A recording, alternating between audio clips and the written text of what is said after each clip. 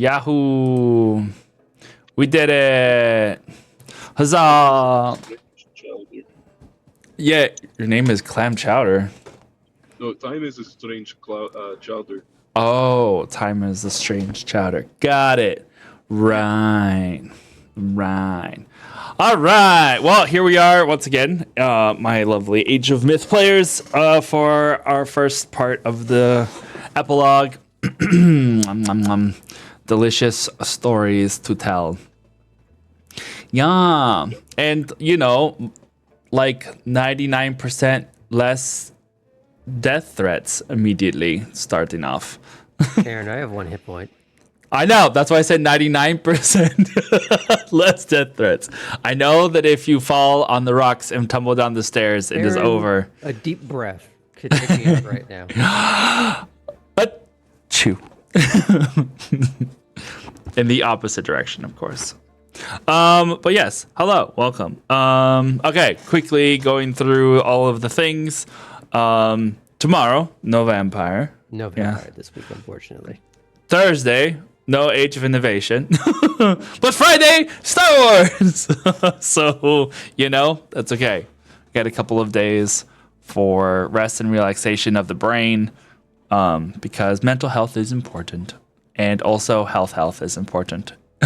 So get voices back and, do jobs and all that other stuff that, sleep, all the other things that you need to do. But yes, so looking forward to some of that. And then I'm really trying, I promise. I know, Dreamy, I know. It's okay. You'll get there. Voiceless, Dreamy. Ugh. It happens. Sometimes it happens. Sometimes the pollen gets you. Be careful tonight doing bardic things. Oh, yes. You just have to play an instrument rather than sing. Yeah, no singing. It's just an instrumental, all right? Yeah, exactly. No chorus. And of course, I want to say to my sunbeam, I miss you and I love you. And I will see you very soon. One day. Okay. All right. I think we are good via text only. Promise. There you go. All right. I don't think I have anything else crazy to announce. So, we'll just go ahead and start with all of the shenaniganery. The shenaniganery. Shenanigans. I don't know. We'll start this engine somehow. Let's go.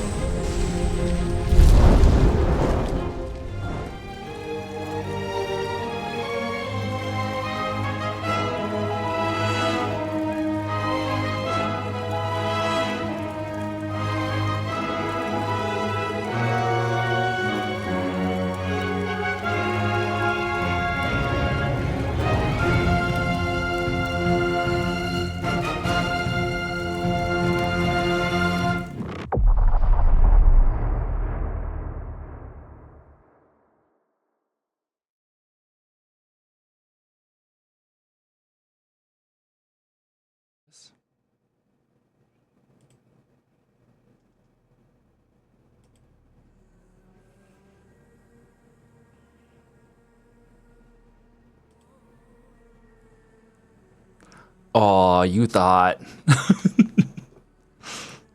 Did you trick us? Just a little bit. Oh, how dare you? You know, just a tad. Just a tad. It's the fun little mind games, you know? I learned it from watching you, Laertes. What did I do? I don't know. Name one thing I've done. Name one, just one. Don't go through the list. Blew up half a city. First No. of all, I didn't start that rumor. You, as an NPC, started that. Fair. I just yes-anded your bullshit like I always do. You could mention the invulnerability bubble as the world around you exploded. You poked fun My at little marble. Oops. That was me. Oops, I'm a marble. Yeah. All right. Last we had left off in the ruined crater that was once Thebes. In the once Bay of Thieves that is now a dry and desolate, what was the word I was looking for? Desolate space. Morning has come over a very turbulent night. As you all stand together. Oops, hold on. Wait a second. I just realized. There we go. I was like, wait a minute, there's a person missing on this screen. There we go. It's like, this doesn't look right. Why is the screens not matching up one side to the other? I was wondering what. Cyprus doesn't exist! Well, Astrid was Cyprus. Oh, that's fair. That's fair. Yeah. You guys had witnessed a peculiar sight of a vessel falling from the sky. Only it wasn't really falling, it was more gently gliding. Falling with style, if you will, as it landed there amongst the ruins of this place. The individuals that walked out, 4 of them, dressed in strange clothing and wearing helmeted, masked faces that hide any sort of identification of who might be beneath. A moment of garbled language comes out of their helmets, unintelligible to all. You can see that some of the other elder Orphics who have now approached, seem to tense and prepare themselves for whatever might happen next. The garbled speaking comes again, and this time it shifts and contorts in its tone. It is Athena that speaks first. Who are you? Identify yourselves. One of the individuals nods. And now, as the voice comes out once again, it seems to change in tone to where it matches that of Athena's dialect.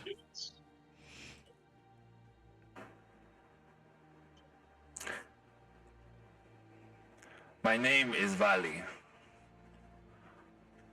We are a Ranger Scout Division from the Idani Republic. We saw a flash that was not related to a star or celestial phenomenon. This planet last charted was a water planet. A lot has changed since we have passed through here, apparently. Do you need aid? Athena turns to everybody else, then looks over at Zeus, who's now taking a deep breath and looks over at the rest. He clears his throat. Aid, perhaps, but not any longer. My name is Zeus Apollyon. I am governor here. He looks around. You said you are with who again? We're with the Idani Republic. Are you not... He trails off. And you can see Zeus's face tighten. It is not the name we are familiar with, no. We are refugees, but we have... I probably should... we should find somewhere a little less out in the open to speak. It is been a rough night, and we are trying to assess what we need to do and in regards to the survivors. He goes, come with me. And he leads these Idani away from the group to go talk in a little kind of tent that they have had started to set up around the city.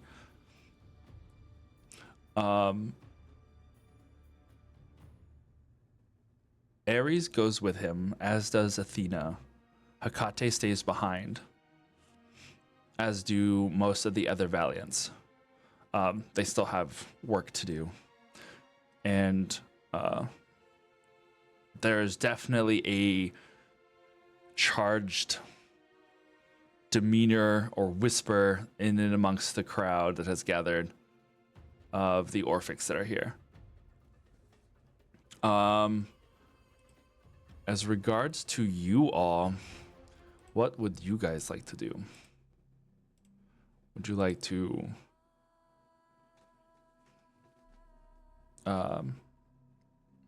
try and listen in? Would you like the Hecate is still here and is in the process of kind of giving orders to some of the other fold members that have arrived to try and continue the search for survivors, although it's been a long night of doing so already, and it's pretty clear that anybody who has been found will probably, or anybody that could be found has been found by now. Okay. So in terms of we've been up all night, I'm assuming, trying to do what we can, moving rubble, putting out fires, trying to help and or heal or just recover, I guess at this point. Yeah. I imagine as curious as I am about all of that, physically incapable of standing for much longer. That's fair. So I'm probably just sitting on some errant rubble, trying to catch my breath. So I guess I'm wherever Hecate and the Valiants are. Okay. I'm sorry, I may have missed. Is Apollo still present with us? Not probably here currently, but he is somewhere around the city. Okay. I guess with the ship landing in the middle of the city, it probably would have garnered attention. So even if he wasn't there, hasn't been here this whole time, he would definitely be trying to come up and see what is going on. Okay, so he's either made his way to us or into that conversation with Zeus and Athena. Probably at the moment he would be in the process of coming up to where the ship is. Gotcha. I'll sit down near Laertes. I get the impression those aren't the gods. And while he had seemed better even during the fight in terms of how rickety or just awash with sweat, he's pretty bad right now. Like he has that flop sweat, and he is holding his wrists with his other hand, and there's signs he's trying to keep his whole body just from trembling. And part of that effort is him looking up at that ship, which I'm assuming, even with all the things they've seen, this is the first time that they've actually seen something land out of the sky of this scale. Because even the Valiants had something more like a puddle jumper in comparison. Right. And definitely over the course of the night, a few of those quote unquote puddle jumpers have already kind of come up and like parked themselves at different parts. The skiffs that the elder Orphics are using, particularly the Valiants, they kind of look more like what we would classify as solar sail ships. They have sails. Then when they become visible, as they kind of tend to be invisible for the most part until they choose otherwise, as they are like presented, they kind of look almost like what's it called? Yeah, sail ships. A little bit on the. There's like one sail that goes up at the top and one sail that goes in the bottom. Kind of almost like our ship on in Game of Santos, where it kind of had the same like, mast on top and bottom, but minus the ring. It's just got a sail and mast that kind of go up, that kind of spread up and outwards, like from top and bottom. Like if a plane had wings and then sort of just tilts sideways. Yes. Okay. And then made of like golden sail. Okay. Those and as they are parked on around the ruins of Thebes, they look like they're just beached ships. They kind of have that look, more like still encapsulated, not so much with a deck or anything. But hold on, I gotta fix. I have to fix. I'm assuming Sander got home or his phone died. Nope. Okay, this is easy. Give me 45 seconds, but yes. Well, that's happening. I was actually going to answer your question. Perfect. It's interesting that Zeus didn't say God either. Right.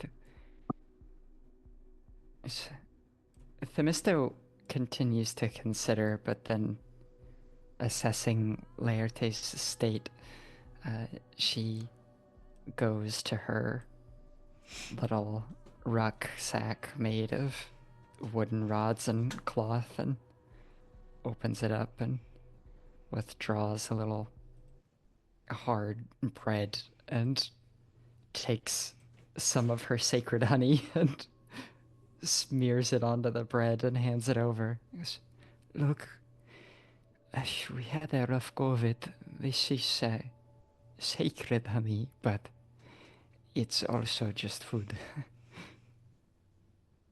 As he's taking that from her, he says, I'm sure Hecate would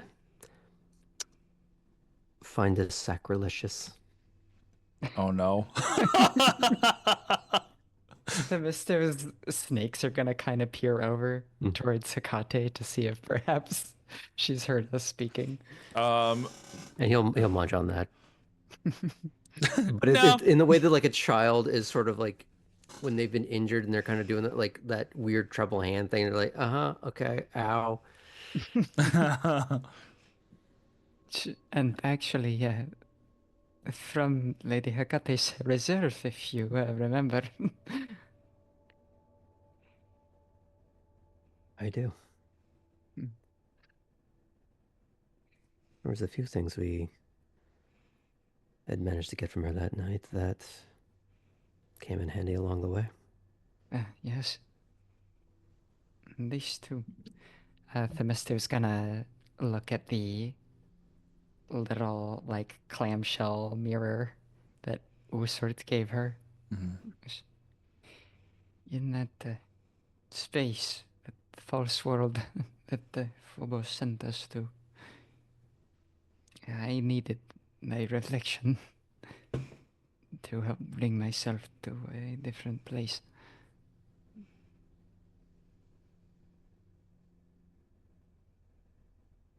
What did you see? Somebody who was not me, but that we shared things. She had visions and considered Gaia her mother.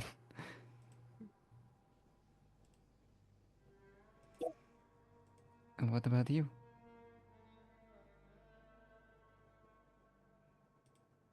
I think the most pretentious speech I've ever seen and or given.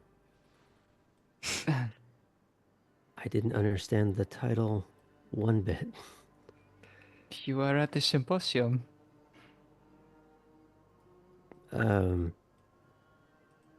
He looks over at the rather impressive, I'm assuming, what's the word I'm looking for? One that we can assume is a interstellar craft. It's not just local space. This can be far away. Just it looked like something that probably belong more where they're from than here.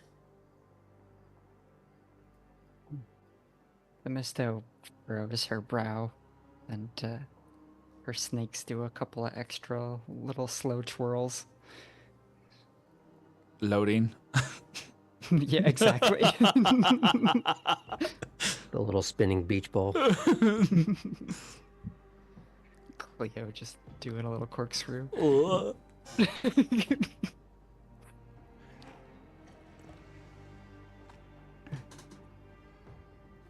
Just when I think I'm starting to understand things, another mystery reveals itself to us. He looks up at the sky, and is it morning? Is it night? What? It's dawn. Dawn. It's like, so there's yeah. still like embers of stars out still. And he goes, I remember talking with Astrid that he gave me a bit of hope to consider that there were others out there. That for all the teeming nonsense that happens down here, there's more happening out there. I suppose when I think back to Atlas, I guess it was a map that we saw. Here, Gaia, the distance between. I guess it would be silly to think that there is nothing between them, much like it would be silly to think there is nothing between Athens and Sparta. Something else to consider. If there is indeed a gate of some kind in Delphi, maybe it'd be time to take a look at that. If the threat is past for now, then yes. Maybe Apollo can show us to it. Or maybe the Pythia already knows.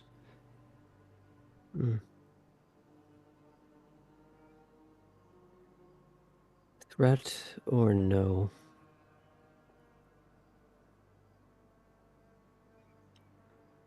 All things end. Eventually, we're just going to have to start living.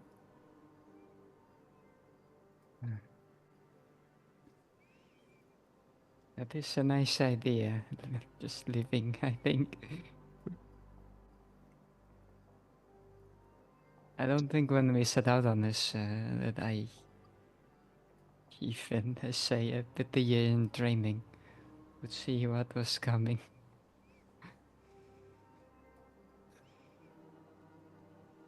Would you go with me and Phoebe to Delphi to look at this gate, or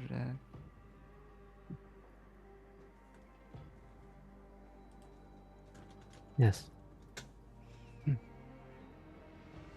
but I'm glad. I'd be It lying if may I be said the I end wasn't of some intrigued. things. No, I'm quite intrigued by it and its implications, and if we can in fact open it. He looks over at some of the older Orphics milling around. Might be a way for them to start healing in their own way. Yes, yes, I think that would be good for them. So maybe we can bring your colleague too. Huh?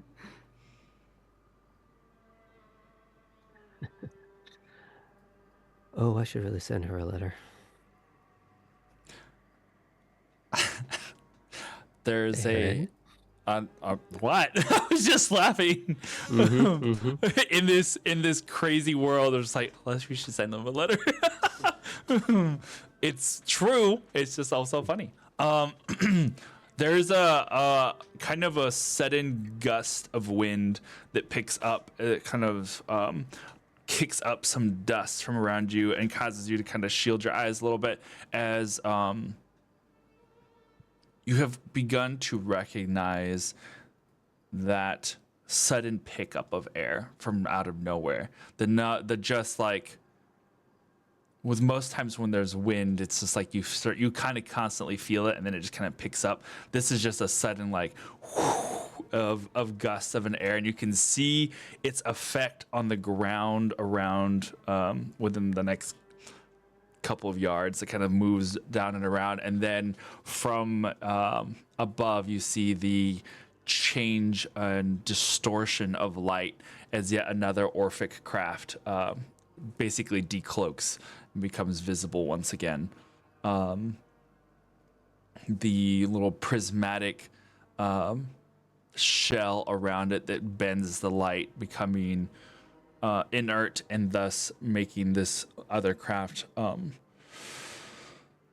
visible. This one is lighter in color than the rest. The rest have kind of more earthy tones, things that would blend into either rock or earth or grass, things that would easily camouflage themselves. This one seems almost a shale gray to almost a white, like almost cloud-like in the way that it appears. And as it stops, lands, Hecate comes over to you two, looks at the ship and just kind of nods in a like, this is what I'm talking about kind of thing. She goes, it looks like we have garnered the attention of Asclepius, or at least one of his students. Asclepius. He's located far from here, but I am surprised that to see one of his vessels. The door opens and you see that there's about 6 or 7 people that walk out, dressed as, oddly enough, dressed as you would imagine just like Greek citizens would be dressed, but almost in that like Star Trek holodeck kind of way of like they're dressed in a costume to come out into public kind of thing. They're just kind of like awkwardly tugging at the clothing to kind of like try and make sure that it sits on them right as they are going out and meet up with some of the Valiants that are there as they kind of give them a little bit of a situational report. Intergalactic cosplay. Basically, you got to blend into whatever part of the globe that you're Yeah, visiting. they're all at the wearing time. togas, but they take out these.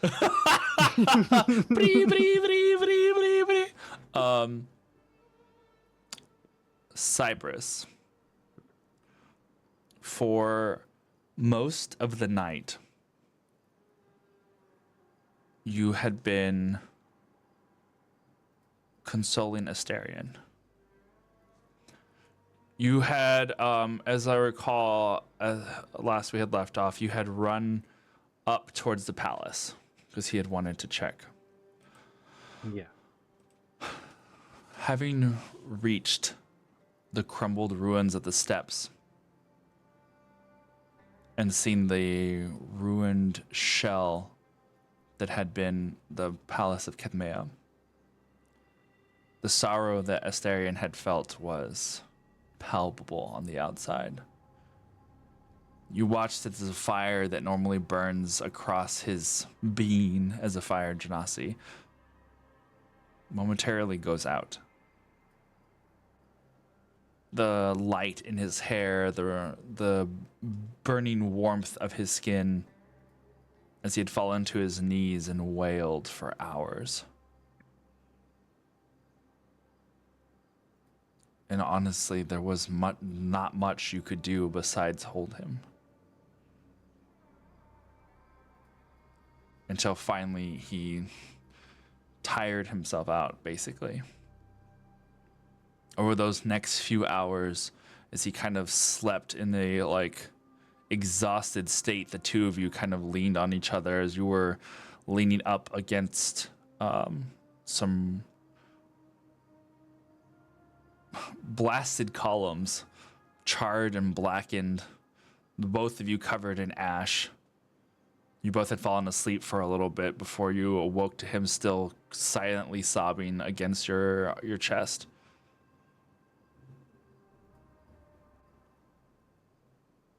What am I going to do now? Well, in the short term or the long term? Because I don't quite know how to answer the second one.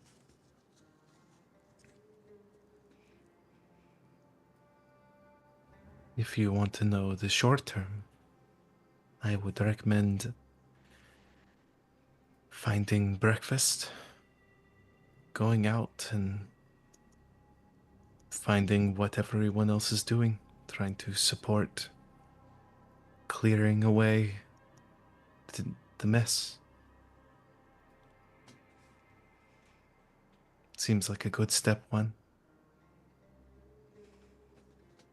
He looks up at you, and as you look down at him, you can see that there's just barely a glow in his eyes. It is heartbreaking to see that level of sorrow, that level of loss, to where all light just seems to fade from him, and he's just barely keeping a small ember alive. He looks up at you with in the ash covered face, but it has now rivulets of water that have kind of run down, so it's almost like reverse mascara. Instead of the mascara running, it's just the little clear furrows and lines down his cheek.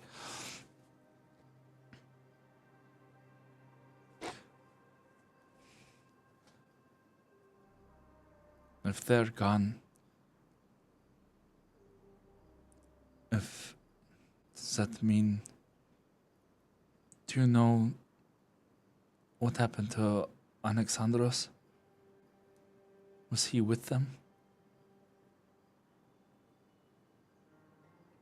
I can't say for certain, but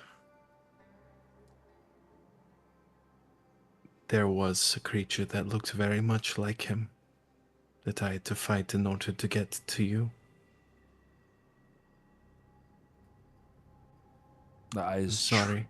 tremble again.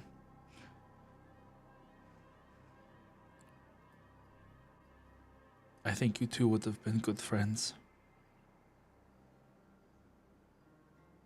Maybe. You know, I thought I had found you when I first got back. There was something in your place that looked like you. but he didn't know what you knew. Do you know? I asked him what my greatest fear was. This entity that destroyed our city is a creature of fear.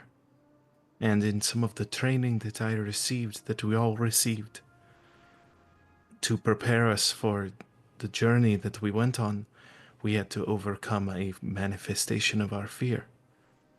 Do you know what mine was? What was it? Guess.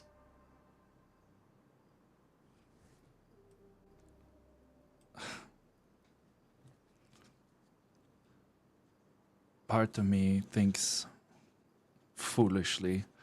Part of me knows the truth.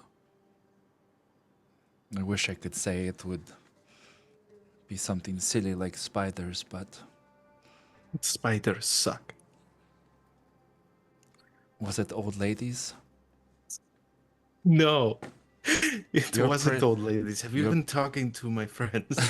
No, but you've always hated the old ladies. I think it has That something is to a do, something to do with that. reductive statement of the complex relationship that I have with several older women.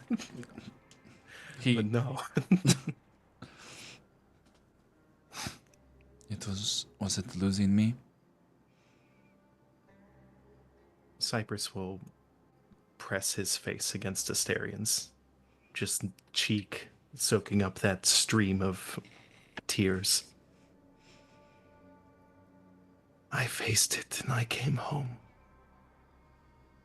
And despite everything that has happened, my worst fear has not been realized. I know how terrible this is. But I will be here with you. For whatever that is worth. Every step that you take, every day. I'll be right here with you if you will permit me to be.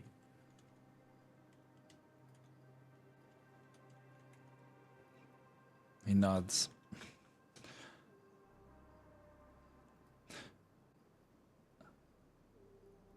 I know you will.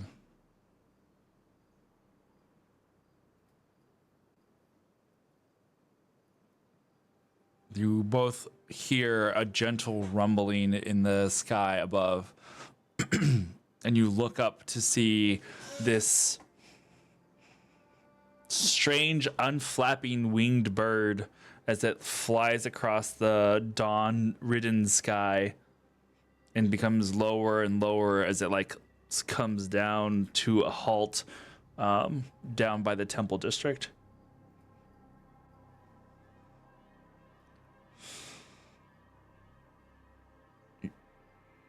What is that? Is these more of your friends? No. Also, to be frank, since I don't know how many opportunities I will have to say this, there are a lot of the gods whom I don't consider friends. He looks at you. Allies, sure. Some of them are old women, you know. Oh, you must certainly see them as enemies. There are also plenty who I just don't like their attitudes, to say the least. But no, sorry. I don't know who they are. We should probably go see. Okay. Cypress will plant a kiss on his cheek. He kisses the smooch is returned, and you help each other stand dust off from ash and rubble. And shakily and wearily, like the exhaustion still kind of settling in from a night of trauma, to say the least. You guys make your way down to the temple district.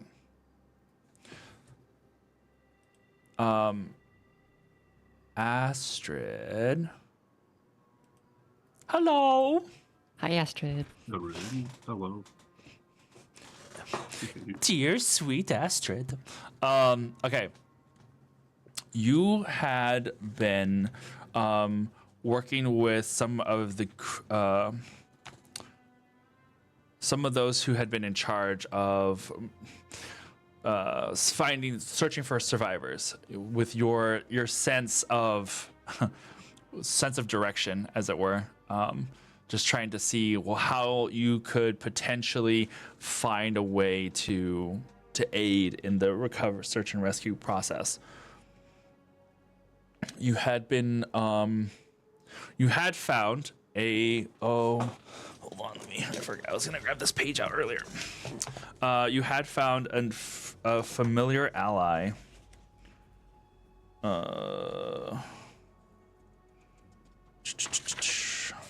Where is this? You had found two familiar allies here. Two Minotaur that were helping in the search and aid process. Menandros and Sokos, the two brothers. Yeah. Trials. From the trials, yes. With their strength and some of the guidance from those who were around, you were able to locate a good almost 24 people that had been buried in collapsed ruin at the bottom of what had been large building complexes. The top floors of these like 7-8 story buildings had been disintegrated down to like the 3rd floor, and then the rest had just collapsed in on itself. So intense was the blast from on high.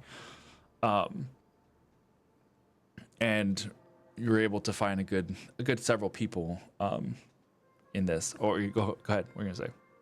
For the people that I was given direction for and did not find, what did that feel like?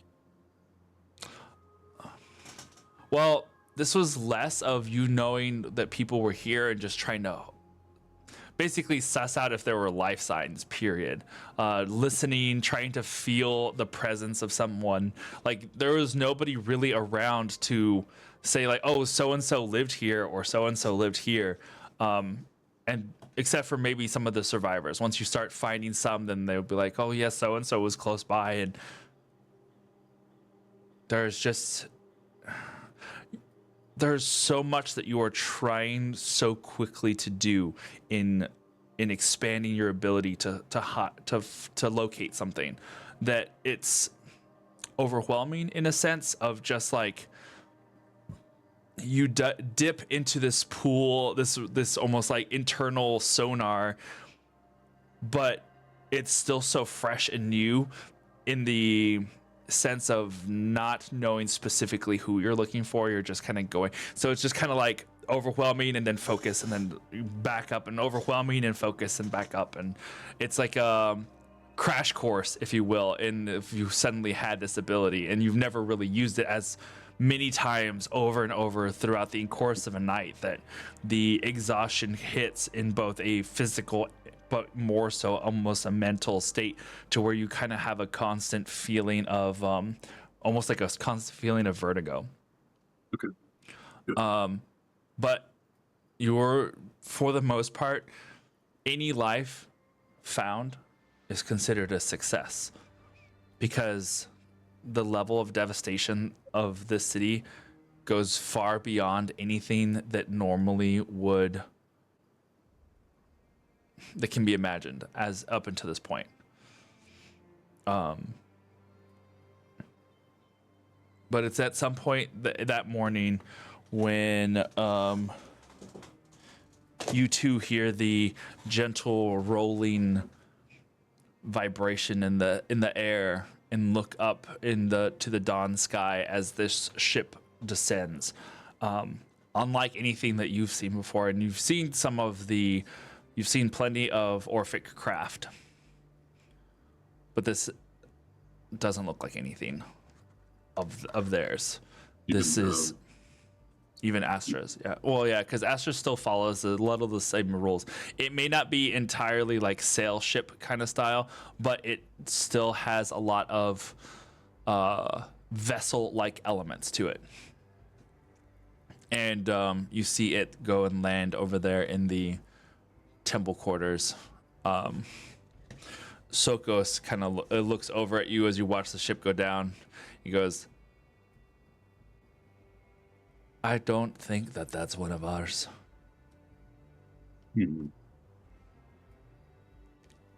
Perhaps we should meet up at Ground Zero. Take a break for now. I'll go see what it is and report back. Okay. Bye. And you make your way up there. Hey, Turns around. Yes? good job, you two. You see Manan, the older brother kind of looks at the younger one and just kind of punches his arm. He was talking to me. She was talking to me. And keep your brother close. The younger one does what all little brothers tend to do to the elders in the you get stuck with me kind of way. And then he looks over at you and is like, not that he has a choice.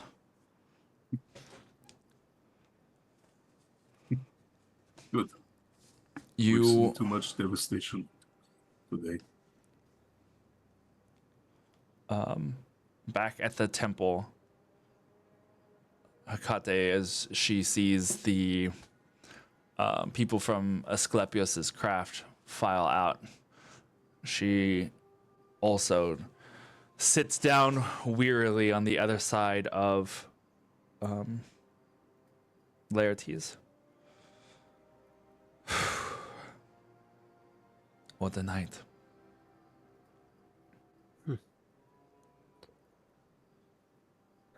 Make it mildly. She turns her head just as you guys see Cyprus and Asterion come down from the upper sections of the city, and then on the opposite side, coming up some ruined stairs that had once been a building, comes Astrid.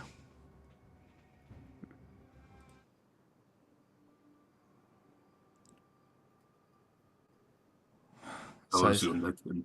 Oh, No, go ahead. I was going to ask Laertes. He looks rough. He looks very rough. How You- is your night been?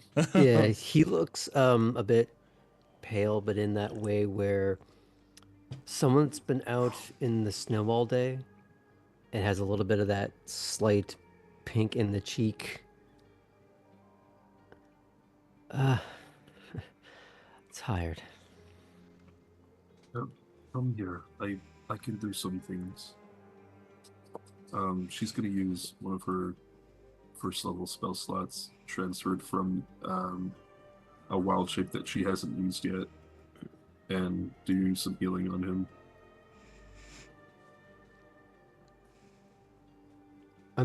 For the sake of argument, I'm going to pretend whatever it is honey flavored. She is going to take a blossom of like a flower seeds, and use druidcraft to make them bloom.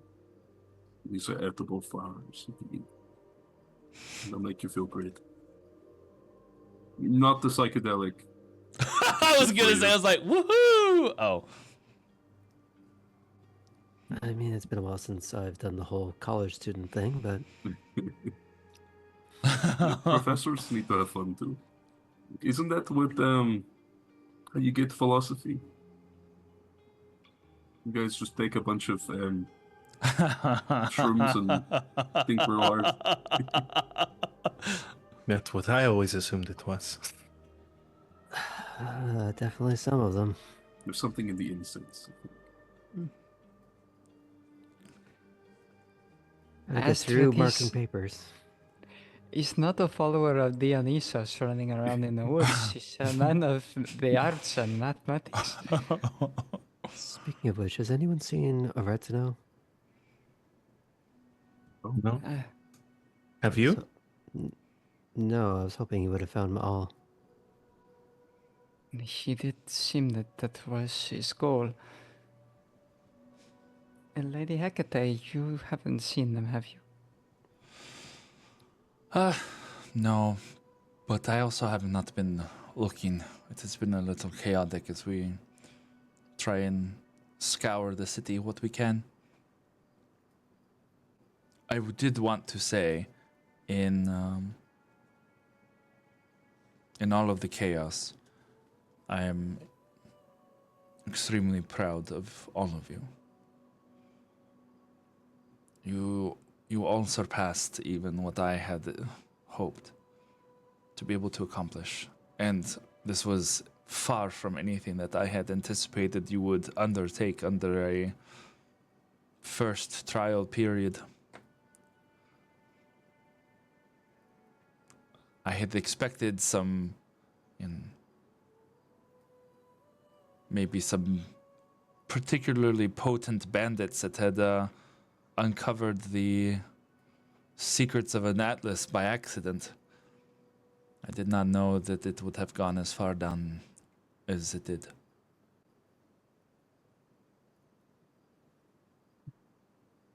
That were Was himself. Well, or something that wanted to be him. Yes.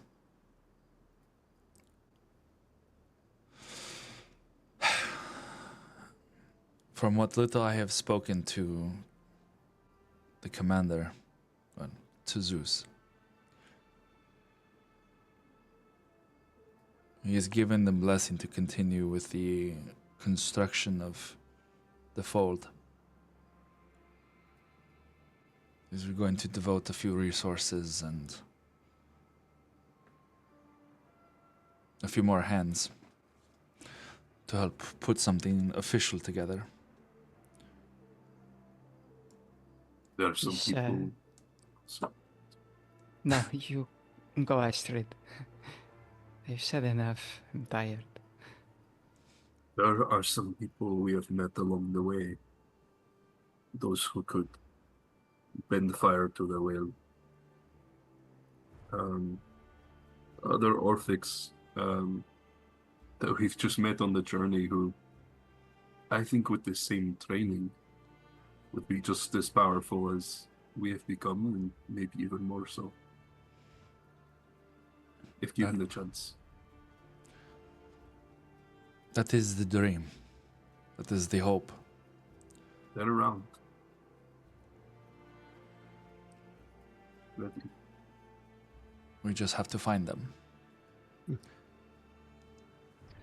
Would I it would be start- possible? Sorry. I would start with the children of Asclepius. He says, as looking at that ship and then their procession.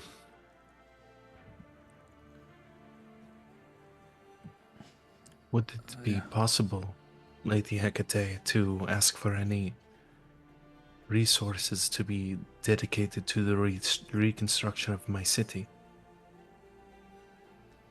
She looks around at it.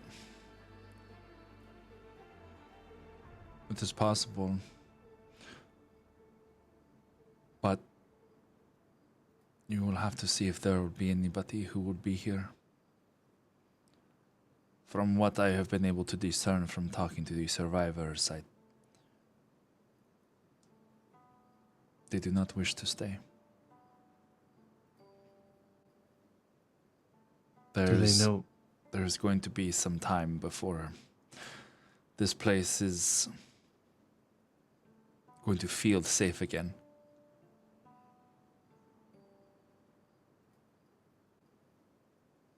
Asterion, listening, just kind of sinks down a little bit within himself, but kind of nods.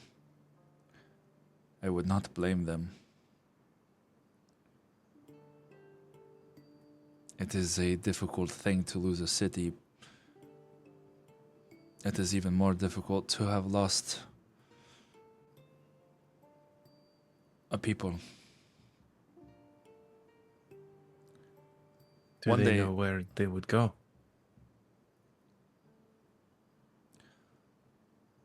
Hecate just kind of shrugs. It depends on the person. Some have said that they are just going to stay with friends or family. Some going to Athens, some go to Argos and beyond. Some say they will find a new home somewhere else, far from here. Put it behind them. There are still some who wish to stay. But it will be small.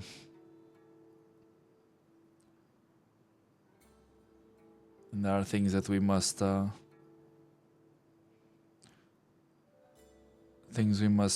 make sure will remain safe. There is the entirety of an abandoned facility beneath the city that needs to be decommissioned. Apollo doesn't want to keep it. It no longer functions.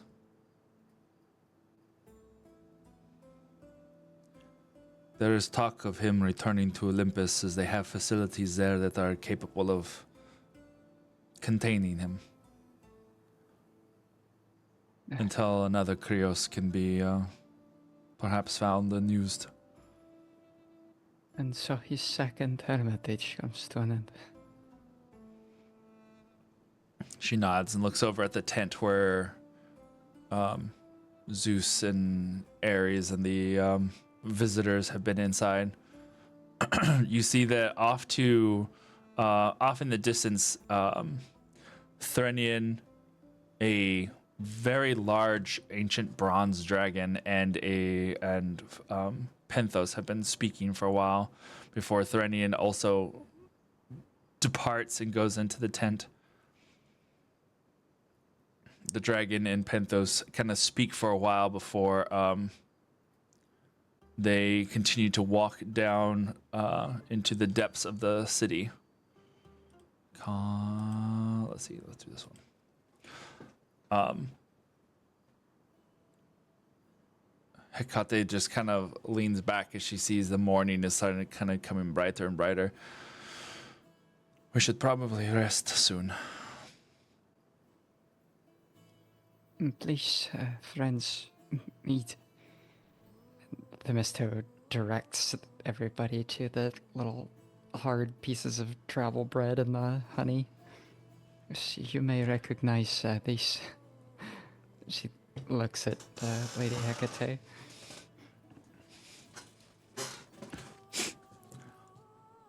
I know this, honey. she eats some.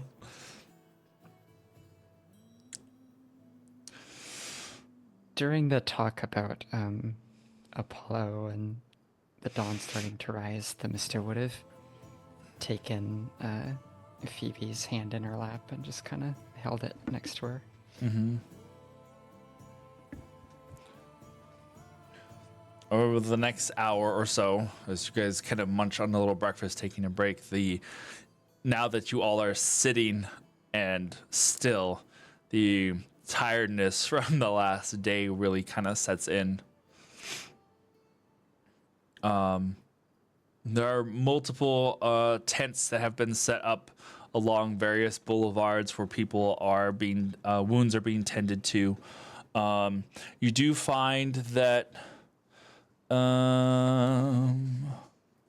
Belos is an apprentice of Asclepius, and he has come with a couple of other students of medicine from the not an observatory, but a hideaway, we'll call it, on the far side of the globe.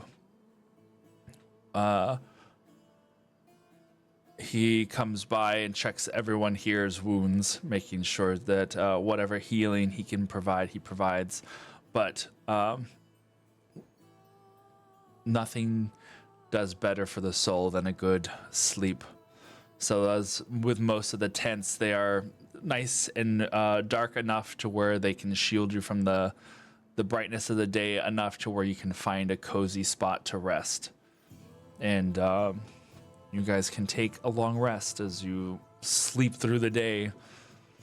Cypress, what are you going to say?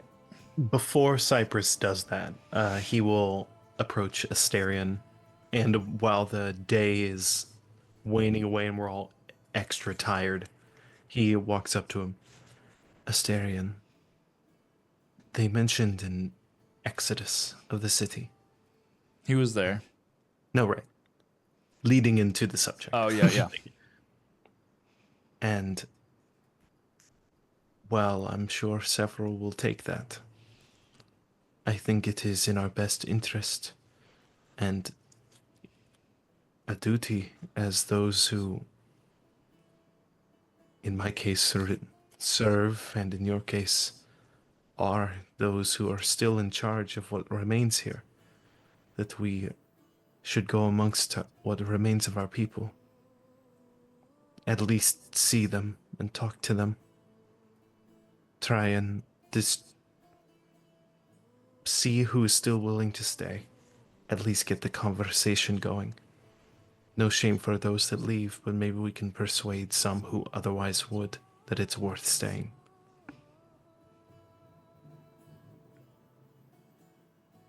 He just nods. Doesn't have much to add to that. It's been a long day, and perhaps you two are maybe a little less tired as you kind of napped throughout the night a little, but there's still that exhaustion that kind of sets in from having been, doing all of the things throughout the entirety of that early day and afternoon. Cypress extends his arm. It won't take long. We can stop if you collapse. I think I want to sleep first. I'll catch up with you then. And at least until 30 minutes, hour, Cypress will at least try to go amongst some of the tents to show that he's still alive. Say what words of comfort can be heard by those that are hurt, and begin that first stage of trying to reconnect with the people. Refugees. Okay. Themisto, what are you gonna say? I sort of like that notion of like your prince still lives, trying to rally people a little bit. But so when Velos came to check us out, give us little health checks, and you gave that little background about them coming from like a Asclepian research institute far away. Did he impart that part of his background knowledge to us? Like, do we know that's the case? I would imagine that that's kind of like it's just general small talk conversation of like where, where are you from? So where are you from? As he's checking your bones and everything. Oh, really? Would you like going fishing over there? Yeah. I got a niece who lives there. I'd like to ask to direct a question to Laertes then. As we're settling down to sleep. Laertes, these Asclepians, Melos mentioned an enclave that they have. They said it is very far from here, but is that a place you would want to go at some time? Try to learn what it is they do. Incorporate it into what you teach the people. I should like to at least know more. Especially if Asclepius himself is there. I'd really like to know his side of the story we keep hearing from everyone else. Indeed. Why it is he is decided to isolate himself in this way, or was told to.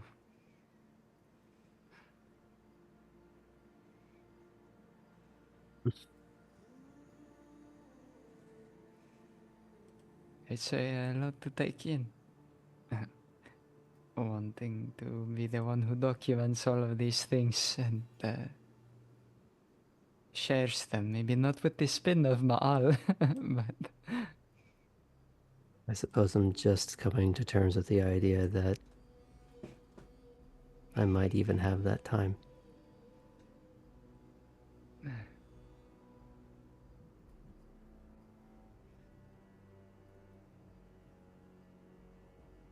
can I ask you an intimate question? Where are we in this scene? Are we all together? Are we sort of like It's like next to the tents kind of thing? medic camp tent on cots kind of situation. So Greek disaster. Oh God, I want to say FIDA, not FEMA, but that's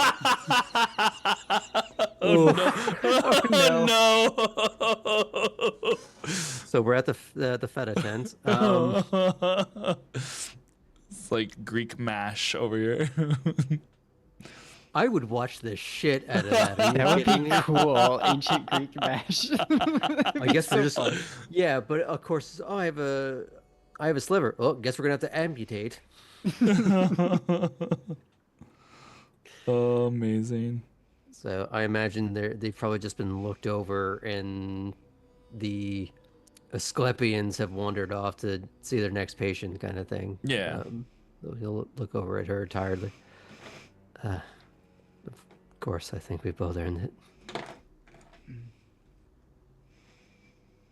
With everything, the fight that happened, and how are you holding up? Like, truly.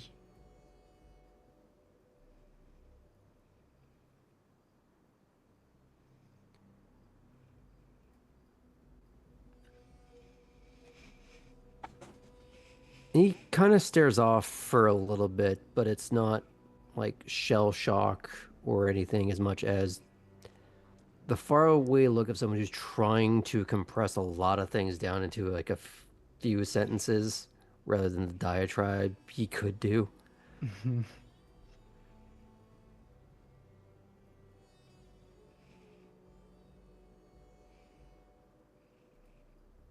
Accepting the possibility of a future that until a few weeks ago I had accepted was not to be. Is that's something that feels lighter or heavier? Definitely both.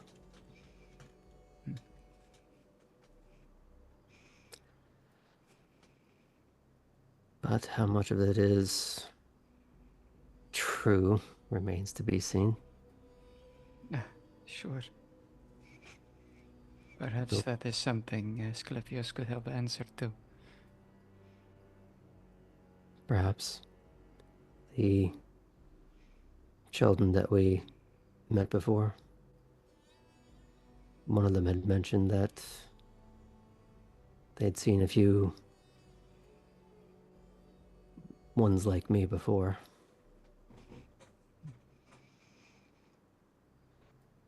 All died young.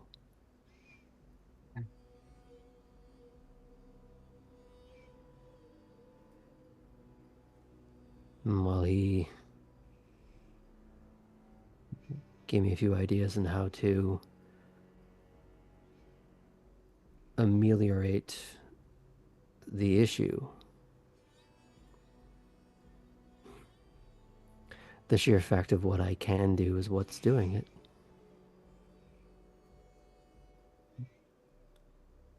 The greatest expression of damned if you do, damned if you don't. Yeah. I think of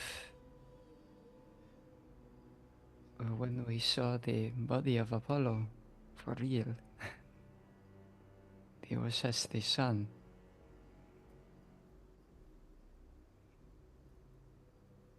I wonder if there is a manner of this that happens to us all.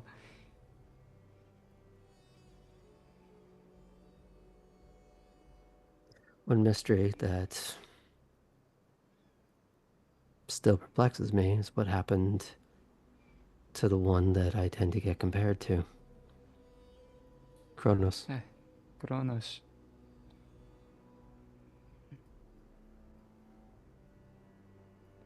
You know, did I mention I did ask Gaia this for you? Oh? And yeah. So one of the times that we met, she said she was not certain. He was, maybe somewhere between the gates. Between, Gaia, the place, and the air.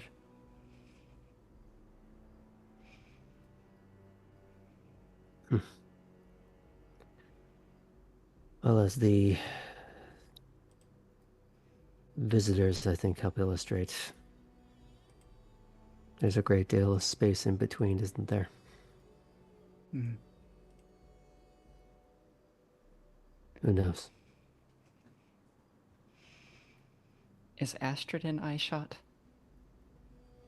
Probably. I would imagine you guys get I mean, it's a large tent where you can put multiple cots, so.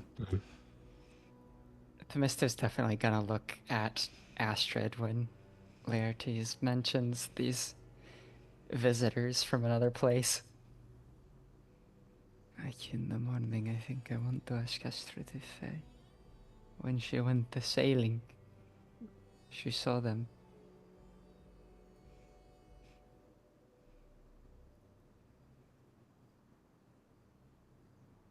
I'm going to look over in Astrid's direction, and I would like to imagine that it's both of you are like side by side in the cots, and then Astrid is like above this direction, so you guys have to like look up from the pillow. You gotta look in this direction. hey, Astrid, what are you thinking about Astrid stuff? Or like it's both of us in the shot and the camera moves up just slightly to show Astrid right there. It's like She's been able to hear the whole conversation. your two heads are like this, and her head's like right here. They're just like all the cots are like facing each other. It's like I can hear you. Astrid will think? Hey, Astrid. I am the way you ask.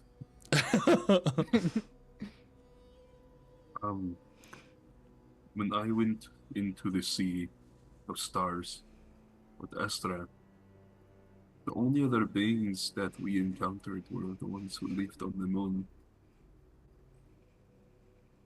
And the voice of the rabbit woman sounded familiar to us. To me, when she had spoken on the ship.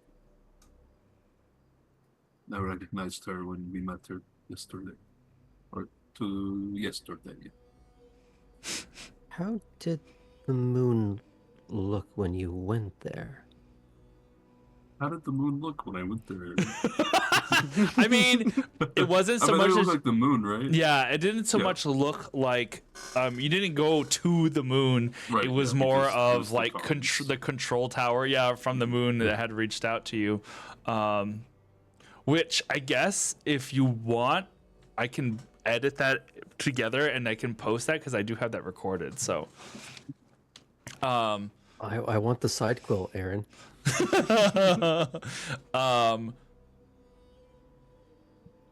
I mean, it looked like a floating orb of whites and grays and dark colors that, or no color, just dark, and like that was just hanging, in and around the earth. But one of you had said something earlier. If it would be unwise to think that there is not something between here and any other planet, as there. It would be unwise to say that there's nothing between Athens and Sparta. There are many planets that we pass by. I don't know if any of them would be habitable, but it was a sea Every star, every planet was like a grain of salt, of sand, if you can imagine this. It was expansive, and it swirled around each other inside of something that looked like the sun.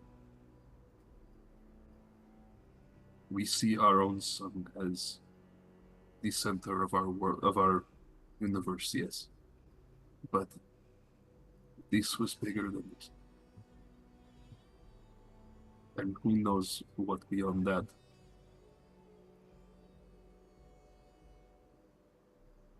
Hmm. There may be. Perhaps we could start with answering one little mystery. Why, when we saw the projection at the Atlas, the moon didn't look like that? That's what it looked like when the Atlas was around. Hmm. I don't know what turned it into a rock, but maybe Terenian knows? Well, if only Hopalong was here to tell us.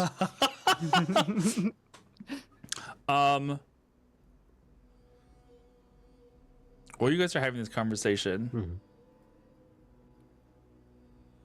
you hear the sound of a dull thrum. And you can hear what sounds like little rocks that are like getting like thrown about, and the tent kind of starts to flap a little bit. Nice knowing you all. Boom! You just got microwaved. The Who's got metal on him? the ship is taking off. That The one should- Asclepian vessel the- or the visitors? The visitors. The so far the Orphic ships, whenever they come and go, they're like the electric version of things. There's still noise, but they're very silent. It's you could hear more of the wind and that kind of kick up whenever they take off. This is like the rumble of not necessarily rockets, but of repulsors, we're gonna call them. Just as this ship like starts to take off and it like kicks up dust and dirt, the tents kind of flap with this extra wind, and you can hear it fly by overhead as it like takes off into the skies.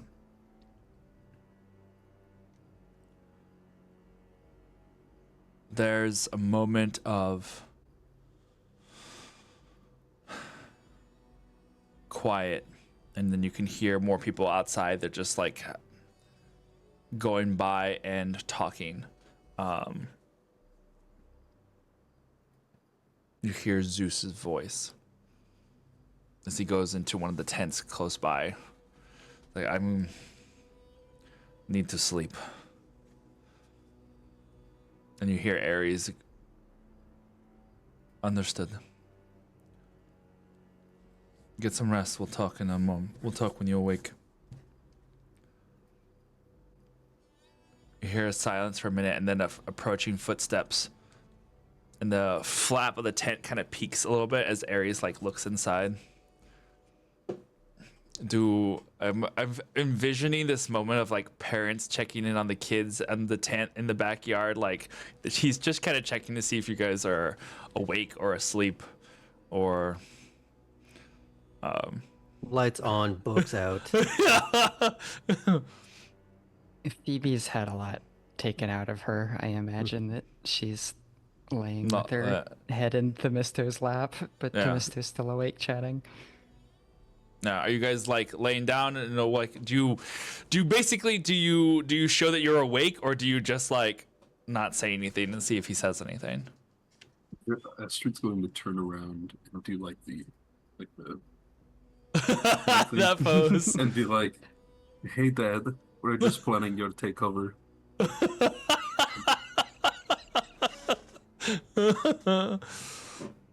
Wait, do you say that?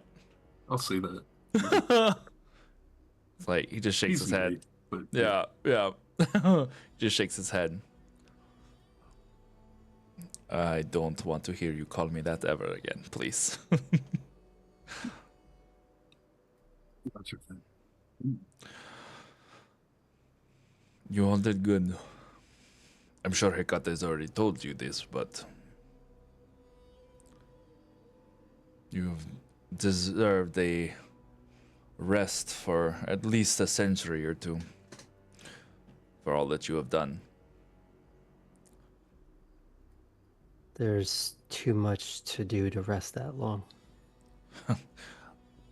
Welcome to the club. Welcome to the cult. Clubs don't exist yet.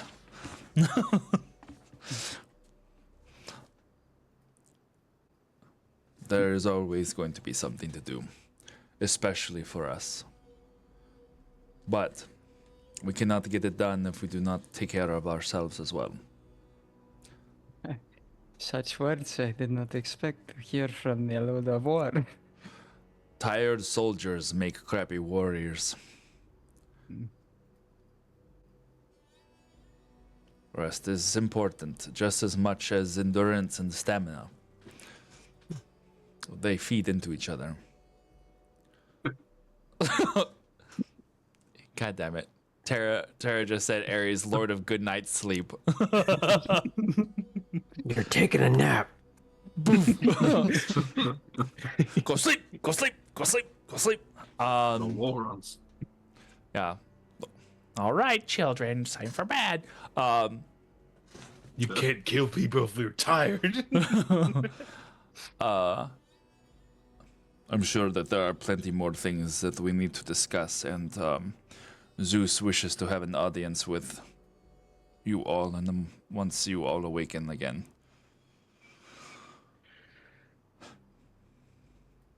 What do you say, Astrid?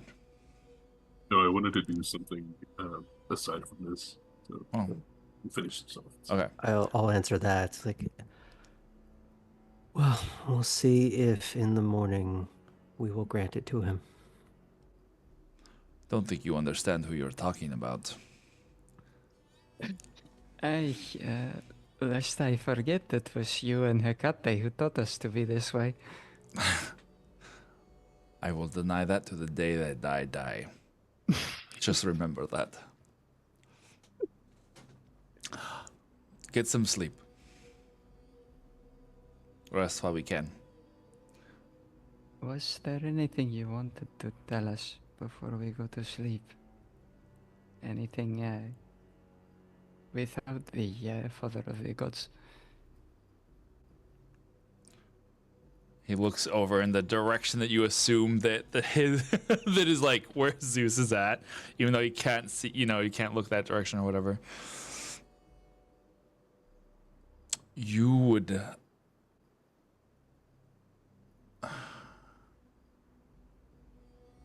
There is plenty that I wish I could say, but nothing that cannot wait until we are all slightly more within our own minds.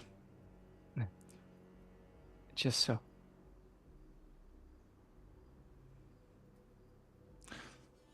I too need to rest.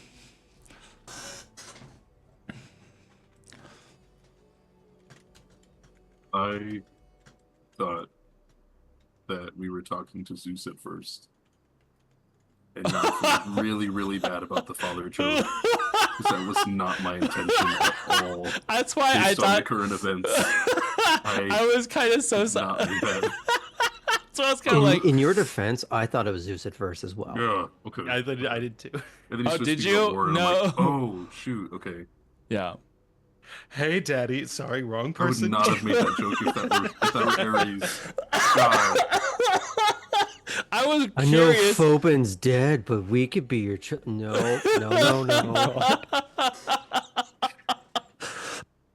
That's why I was kind of surprised. Like, do you say that? And then you're like, yeah. And I was like, cool. Ares is like, I'm gonna go get a good night's sleep so I can kill you tomorrow. Oh, No, hello, he could- children. he You could've- only have 1 hit point. Nah, it's fine. Can I rescind that? Allow me to introduce you to every spear I own. Lethe? I deserve to be punched. That's why I was so surprised. I was like, "You're gonna make a dad joke right now?" I was like, "Okay." I mean, he's kind of been like a dad, I guess, to you guys, dad and mom, trying to teach the More me, kids. Uncle. Yeah, that's true. That works too. Oh my gosh, that was amazing. Okay. Oh. Yeah. After we finished with the visitors, I would have wanted to go back to the Minotaur brothers and just let them know what happened. Oh yeah. I mean, And then, yeah, I'm sure. I did want to see, amongst the rubble, if I could have found like a small amphora or a vase of some kind with a lid. I'm sure something you could find that at some point. With that, I would like to use elementism to scoop up as much of the ashes of Davos's remains as I could. Mm-hmm. And when the time felt appropriate, probably the next day, approached the Misto about it. Okay. Yeah. Yeah. All right, we can definitely do that for the next day. You go ahead and you can take a long rest. You just leveled up, literally less than 12 hours ago. What? I said you had just leveled up, like literally less than 12 hours ago. It's true. We did get a pre-level up. It was a pre-level up. Oh, from Apollo's blessing. Oh, Retino's like, here's a bottle of you're level right. up. I'm sorry. Yeah. No, you're fine. I was gonna mention it earlier because I saw when you asked about that. I was like, yeah, I can see that. Wait, that's why I did it before. Is that I like the ancient Greek version of the Captain America super serum? I didn't notice it because my level up didn't do anything. I think. was Oh, what I it see, I was. see. I just forgot about it. Same. It's okay. It's fine. Okay, no worries. Well, we alright. got first level up. What about second level up? And Afternoon. change my name to Renan. Somewhere Renan's just went, what the damn? What the damn? Okay. Do we hear a crash coming from the sky? We did earlier. Oh, it was a more controlled descent this time. Oh, He's had beautiful. practice. Yeah. Yeah. Yeah, he's learned. Enough times. All right, we're gonna go ahead and take a break here, real quick, and then jump back in. So, don't go anywhere. We'll be right back.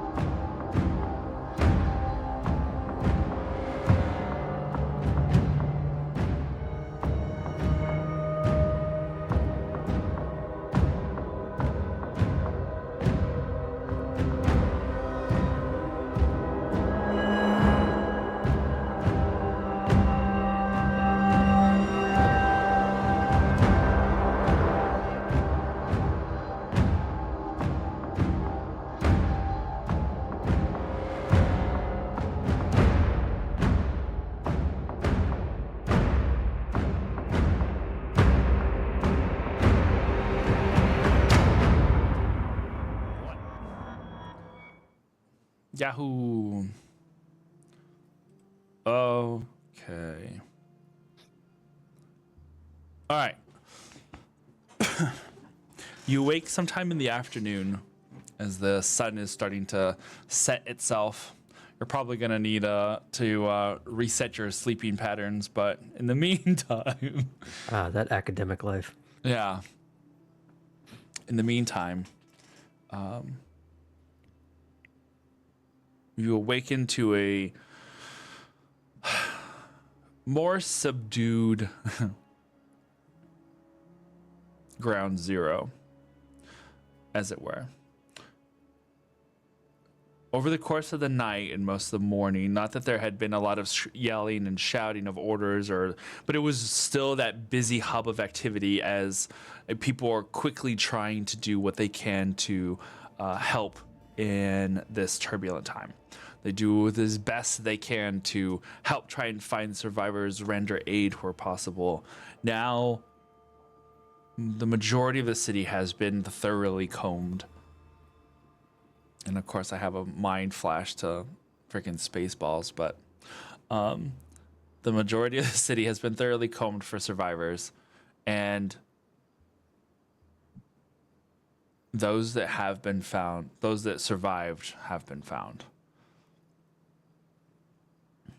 As you awaken and the sun is starting to set, we're going to say it's like 5, 6 o'clock in the afternoon.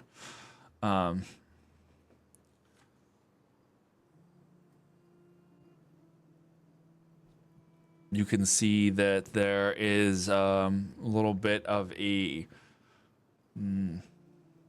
dinner line that is going, where there are various individuals who have prepared food for those who are present. Not only the survivors, but those who have been working in relief. And now there's you're kind of awakened to your breakfast, and everybody else who's been awake now still dinner, as they are in the process of trying to feed themselves. People are scattered about in small clumps, sitting wherever there's a flat surface, basically. As you all exit the tent, and as you, I'm assuming, kind of go over and try and get yourself some food, there's more than a few people, Orphics and Theban survivors, who, when you pass, give you the look of appreciation and wonder, maybe even a little bit of reverence. The stories of your deeds from the night before and how you helped stop the events from becoming a worldwide epidemic have begun to spread amongst the survivors. There's a few, very few, most of those from amongst the younger members or other members of the fold who come up to you and again offer congratulations. Probably the first time that they've done so since they're arriving, because when they hit the ground, they hit the ground running and kind of just focused on what was needed to be done. But now in this like after moment, there's a little bit of clapping of shoulders and shaking of hands. Laertes, what were you going to say? I make a point of downplaying my own presumed greatness in this narrative, and I play up, truthfully, Davos and his place, what he did, his sacrifice.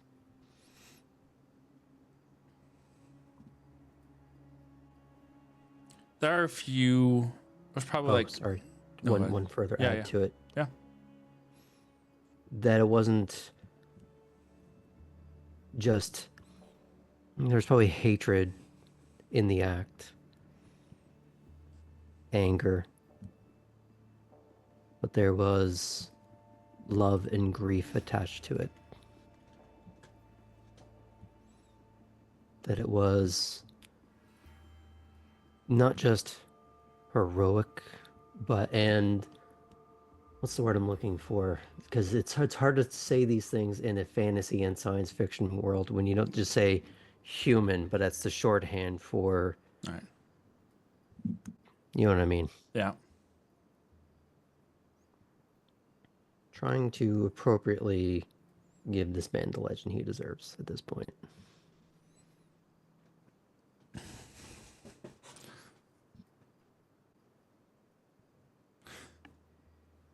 There's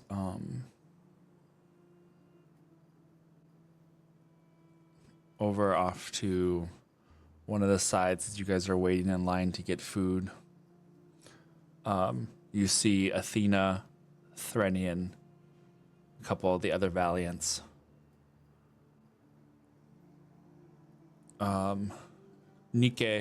Nike gets up and comes over to Astrid.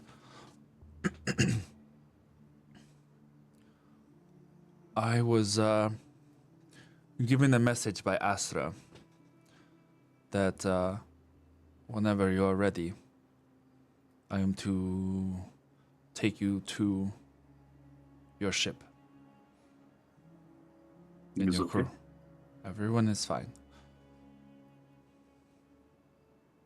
They are in safe harbor in Athens. Where can I find you when I'm ready? I will be here. You know how to find me. I wanted to be didn't want to be creepy about it. She looks around at everybody around and is like, do not worry about being creepy. Her eyes land on one of her companions, whom you know to be Thanatos. There are plenty of others who can do plenty more creepy things. I do have just a couple things, and I'll come find you. Like an hour or two. There is no rush. It's fine.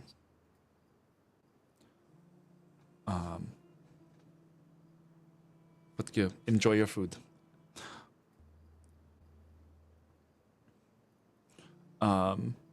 You guys get some sustenance, find a spot to sit.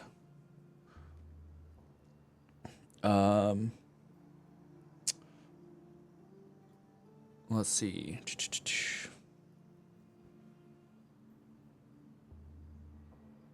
Once you are done eating, there is one of the Olympian soldiers that comes over. When you are ready, Lord Zeus would like a word with you and yours.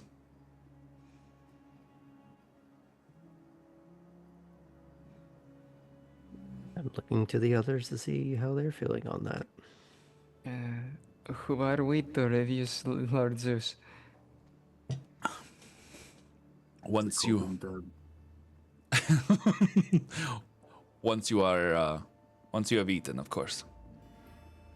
And he kind of he doesn't necessarily go away, but he doesn't just stay there standing waiting. He just kind of goes off to the side and just waits at attention until you guys are ready. Checking his sundial every few seconds. His manner reminds me of a couple of soldiers.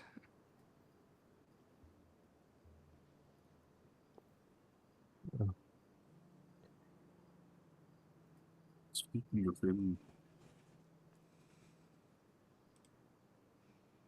how are you feeling about that?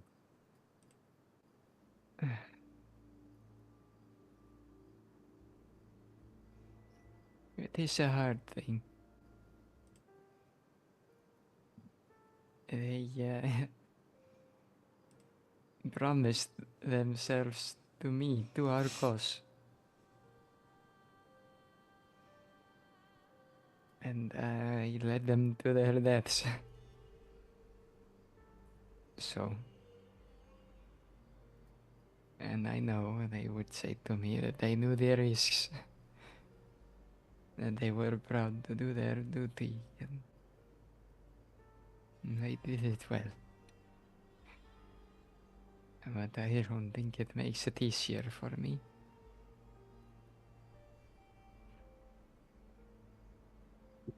valiantly.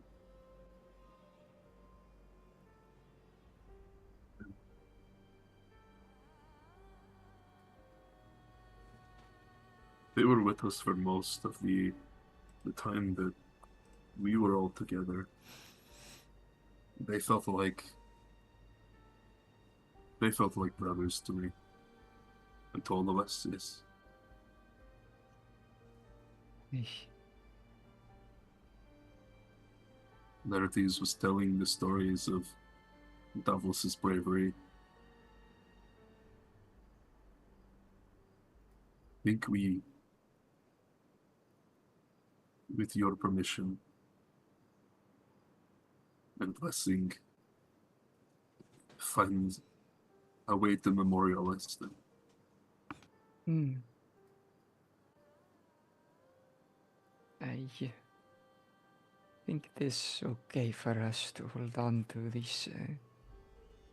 this pain for a while. If sometime when this is through, if you would all come to visit me in Delphi, I should like to plant a couple of trees in their honor near the Temple of the Pythia, so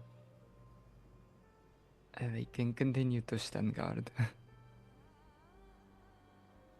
May it be a olive trees overlooking a field of wheat Mm. to represent them. Just so.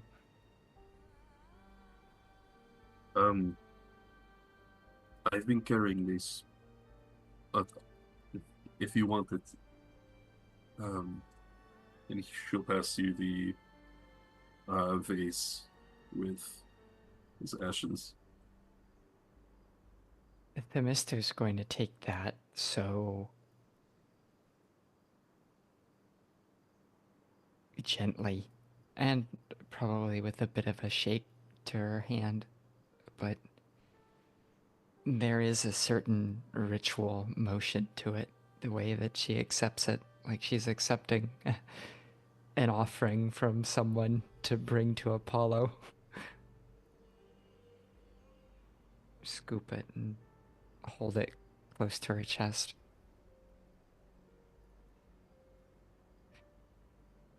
Thank you, Astrid. It's,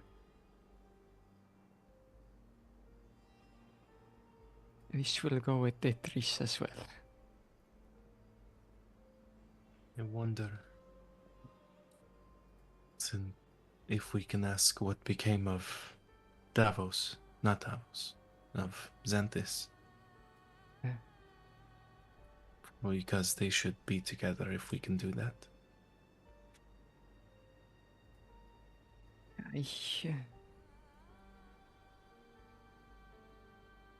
The Valiants would not have taken chances. When I saw the wheat die, and then I carried with me. Surely the body is ashes now too, if any remains. Maybe belongings.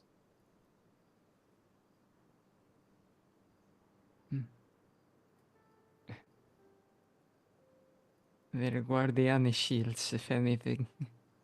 The Spartans.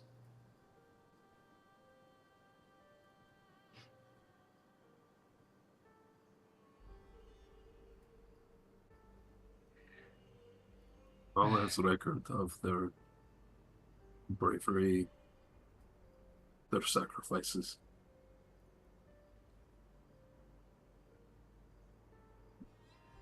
Sparta should know about what two good men came out of there. We will send word to the kings.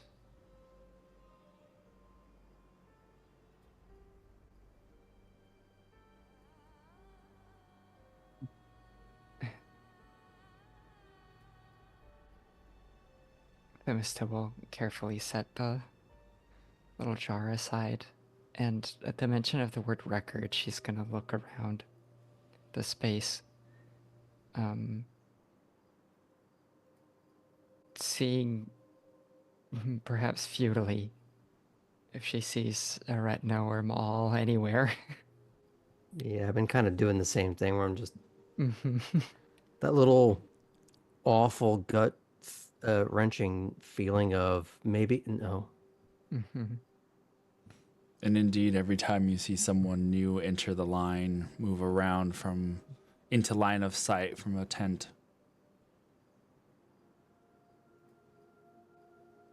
there is no mall. But to that degree, also, you have not seen a retina again.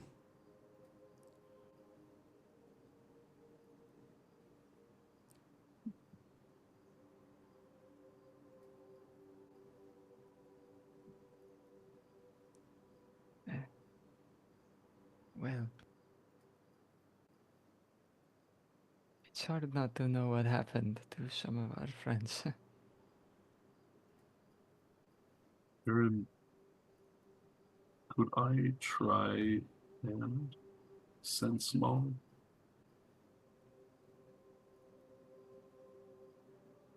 You focus in on it.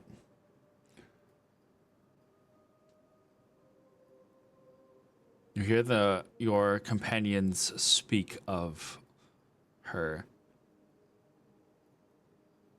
And you set the little spoon down into the bowl as you kind of set the bowl on your lap and close your eyes.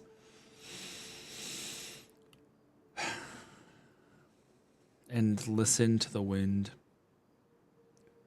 And feel the air. And feel the earth move below you.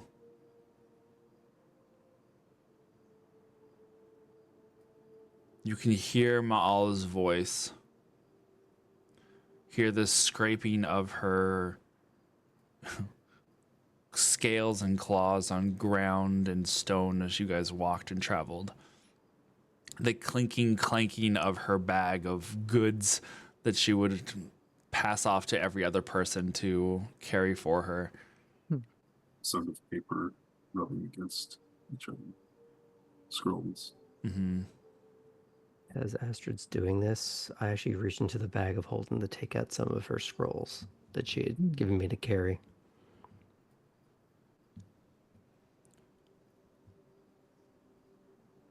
And you go further and further with your senses, trying to narrow down.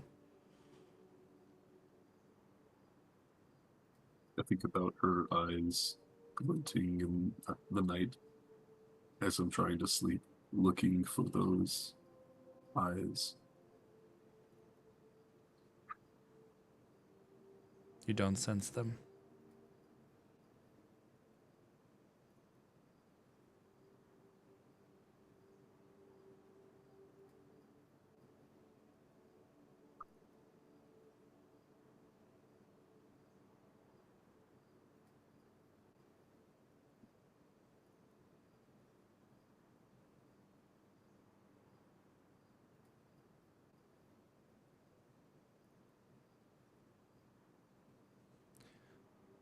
There's a sensation of regrounding yourself that every time you go out in a bubble outwards, you kind of zone back in on yourself. And even though your body never left the ground, it feels like you're coming back in from an out-of-body experience.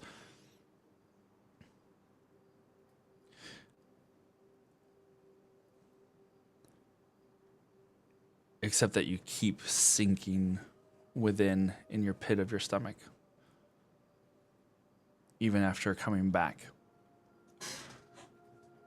I can't find her.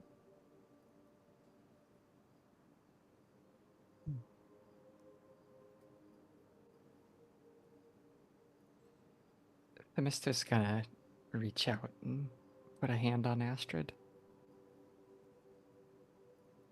Thank you for trying. There is in the temple. I thought that though some things may be hard to prove until we know otherwise. Sometimes what we have is faith. So, and as we've learned, sometimes the truth is takes a different form than what we expected, but it's still out there somewhere. So, whatever became of her, maybe there is still something in a form. He lives through her. She lives through her writing. You do see Laertes smoothing out one of the scrolls. Mm. And while I'm sure it's some expertly written diatribe about this, that, and the other thing, what draws his attention are the little sassy comments in the margins she's written Little about this, footnotes. that, or the other thing. And he does kind of do that sort of like watery eye laugh of there's that grief, but finding some solace in this little stupid thing that is just so quintessentially her. Would you have read any of this out loud? Oh yeah, like once he like finally like can find the concept of words again, he'll give like the line of what she would be commenting on and then go to the margins to give the context. The Mr. and Phoebe will join him in that laugh, that teary-eyed laugh. Yeah, see.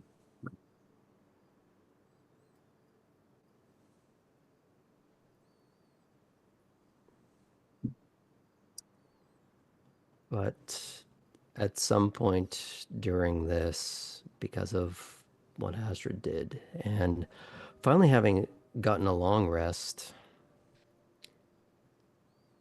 Aaron, I haven't been able to taste all that energy in the air anymore. It's gone. There's So this oh, awkward. No, I was gonna say it's like it's one of those like you've. I'm sure you have already tried, or not tried.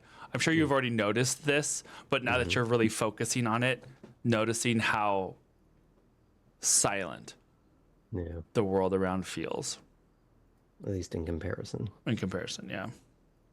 So with no interference from the sheer magnitude of the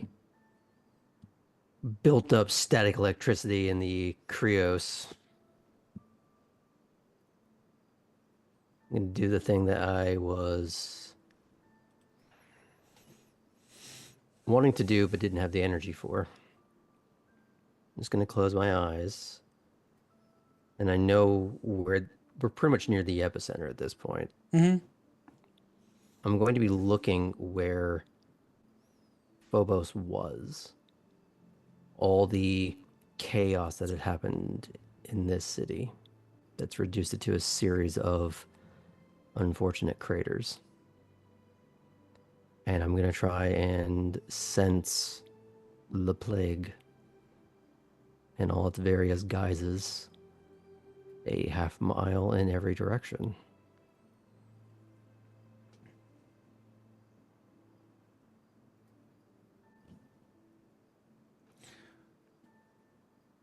You close your eyes, and as you reach out with this sense, there's a little bit of hesitancy as you do so because of the last few times that you've tried and that nauseating sensation that overwhelms your mind.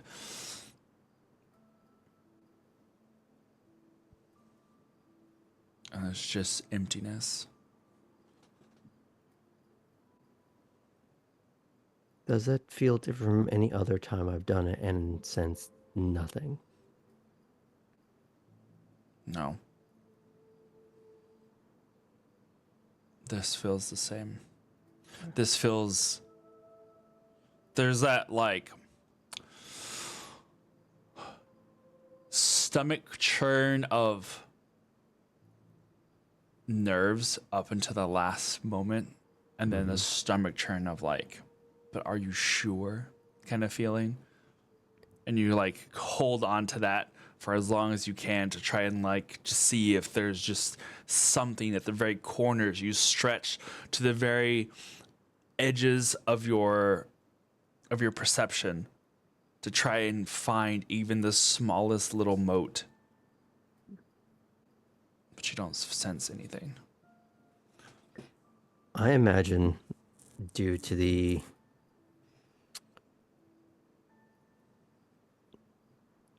scientific adage of it is impossible to prove a negative,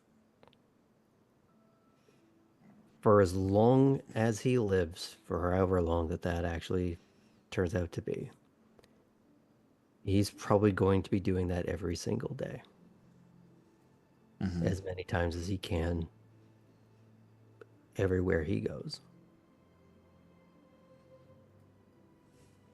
Not out of fear, because fear doesn't accomplish anything, but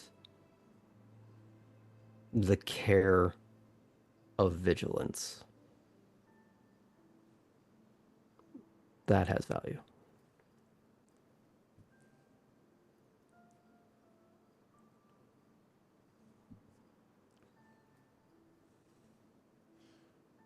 You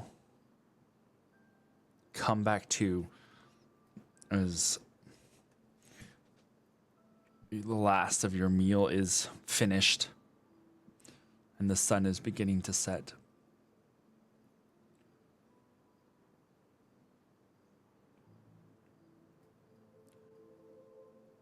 It is time.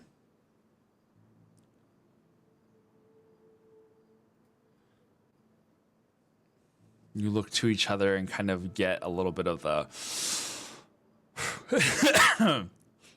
the not the nerves, but maybe steadying of the nerves as you prepare for a conversation.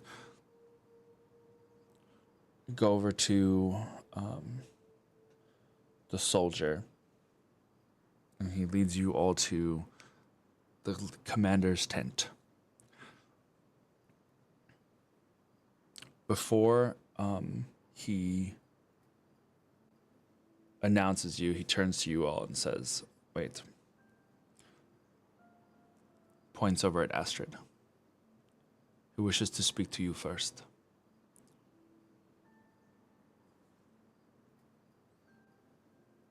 It's everyone else. They will wait outside until you are finished.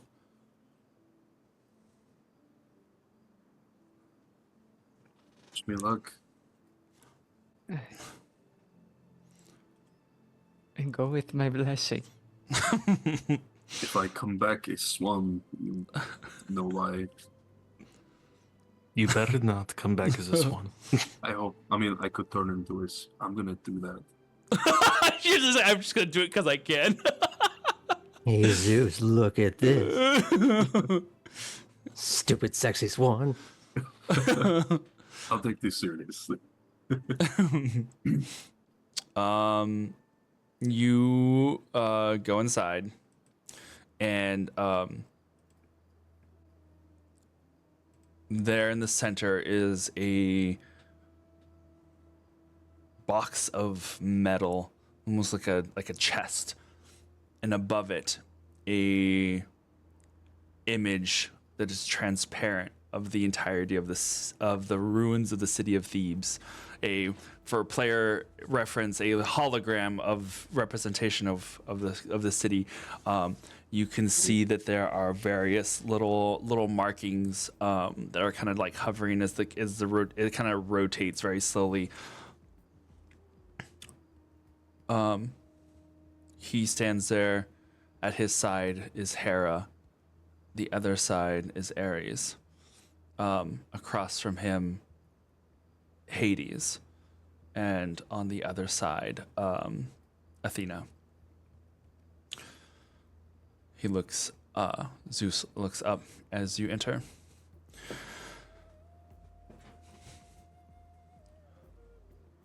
I wanted to speak with you privately first. I am of the understanding that you have been in contact with Astra.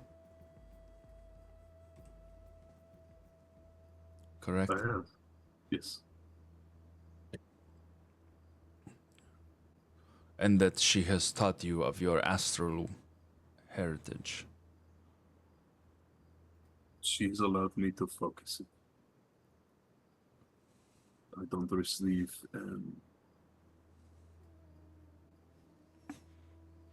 receive seizures from it anymore. You see almost collectively except for Ares, there's almost a collective series of eyebrows that go up like you were getting seizures. Hera just kind of goes, Zeus like, would you mind if I took a look? At the device? Yes. Yes. It's your old technology. Anyway. He kind of nods. He's like, well, you're not wrong. He takes it and just kind of looks it over.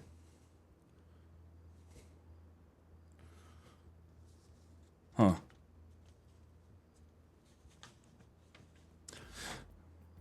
Not that I doubted the validity of your ability, but this is no reproduction. He looks, and like there's like a piece that he kind of like rubs his finger off, like he's trying to rub some dirt off of it, and there is a glow that happens at the very bottom as he kind of rubs his finger across it, and a series of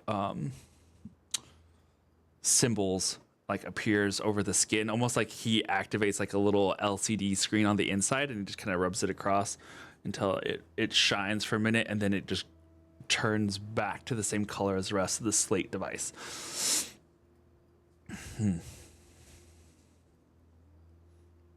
He looks over at Ares. Zoria. He hands it back to you. May I ask where you came by this device?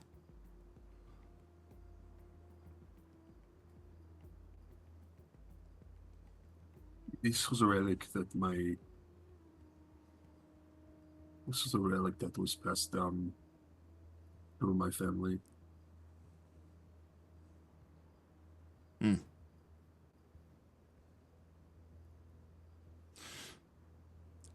It is I know the one whom it belonged to before. How long ago is this person alive? I have not seen them for about 1,000 years. The Astros all left, disbanded, went into hiding after they fall. He kind of like sighs and like looks sternly at you for a moment.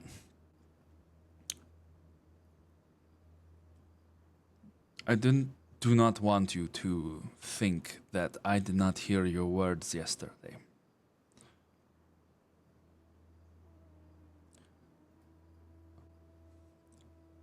I hear enough of similar sentiments from my wife. He looks over at Hera. It was not a matter of doubting a woman.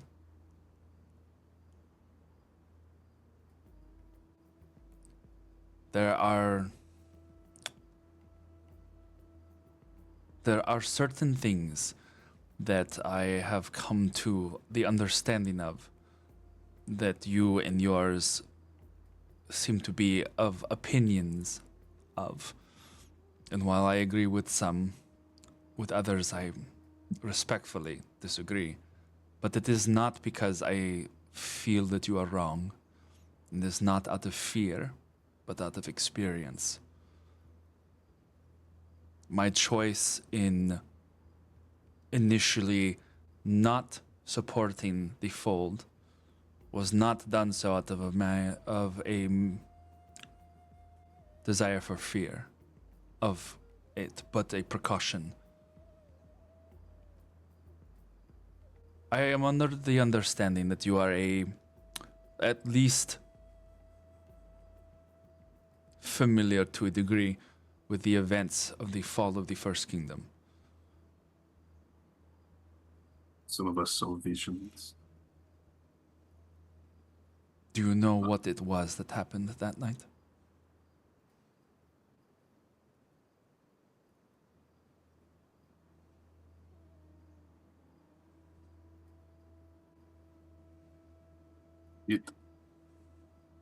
That small sliver sensed something in that great room of ours that woke it up. Yes? Yes. So you can see then my hesitation in trying to recreate another situation where there are many powerful people in one place, trained or not. It is a reasonable precaution, would you not say? That is why people like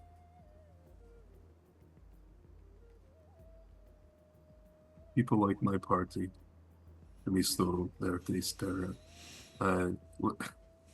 Cyprus and Phoebe being not as great and strong as you all, but just enough to take on these threats without being a burden to our more powerful Orphics. That plan of Hecate was obviously worthwhile. This time. And I hope that it would continue to do so.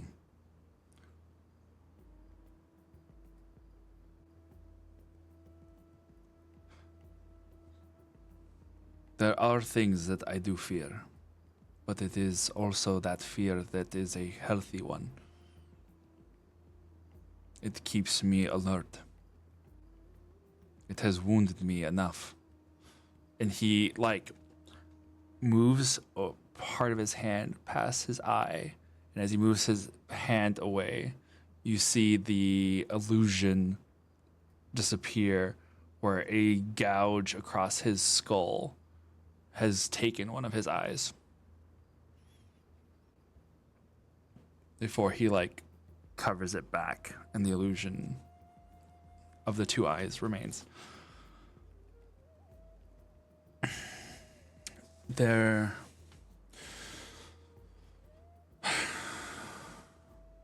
amongst the astrals there is a way that in time perhaps we can teach you. You can navigate more than the seas. You can navigate more than amongst the stars.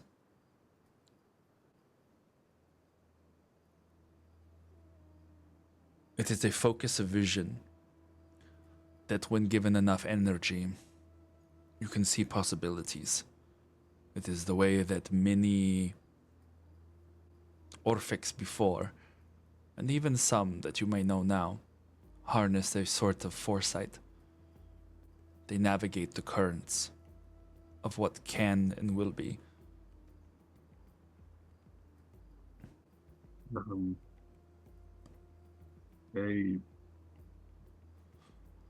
Albeit recently have begun to have these foresights. something in Apollo's blessing unlock this? The more energy that a Orphic takes in to themselves, the greater their potential, the greater their ability as they learn to harness what this universe around us is. That being said, you are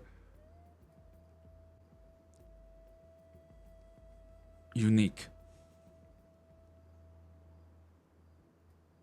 There has been no astral born before the migration.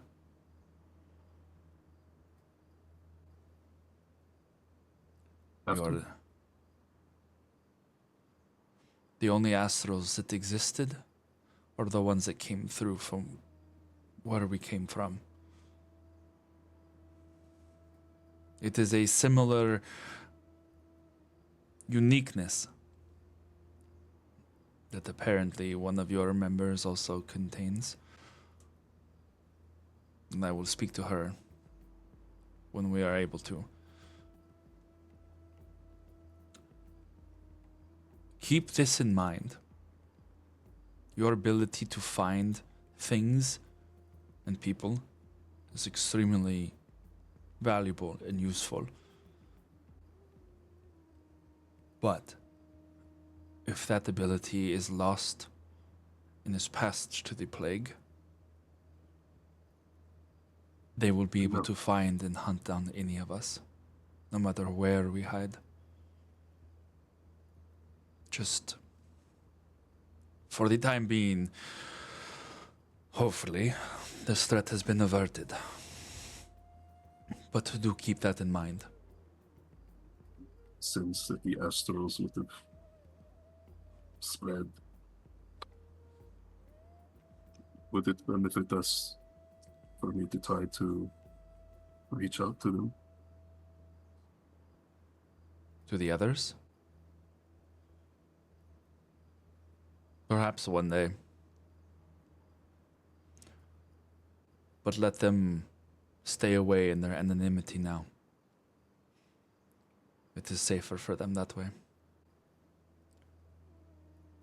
They have gone through things that even I have not. Most of us slept through the migration. They navigated us here. They have seen much more than we have. Call your friends inside. He walks out, opens the door. Not the goose.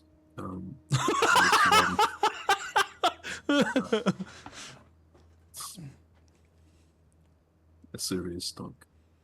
Monsieur should go inside.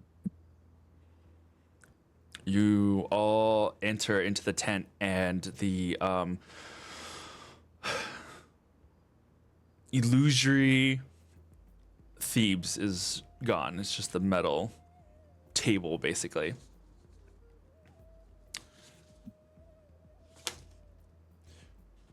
I wanted to extend my gratitude to all of you for your work and sacrifice.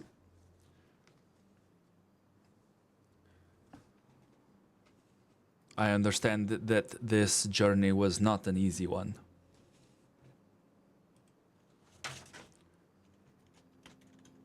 And I appreciate you pressing onwards despite it all. I've spoken to Lady Hakate. I will be doing what I am able to help start this organization that you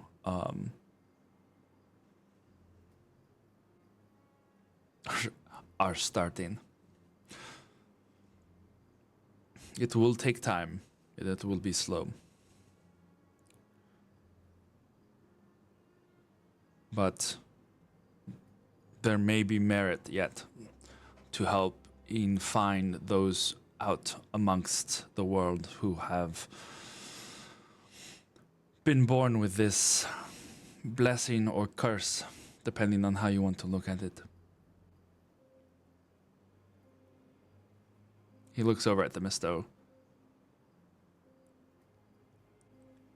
I have a request of you. Lord Zeus. I am under the. I have been informed that you have spoken to Lady Gaia. That is true. Neither of us knows exactly how, but we share a connection.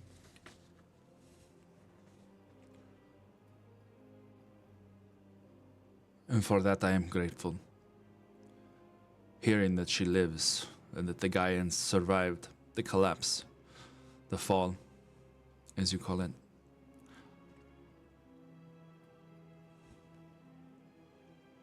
Would you pass on a message when you are able? What would you bid me to tell her? He looks to his companions. Hera takes his hand and squeezes it and just kind of nods at him. Olympus stands. Our people survive.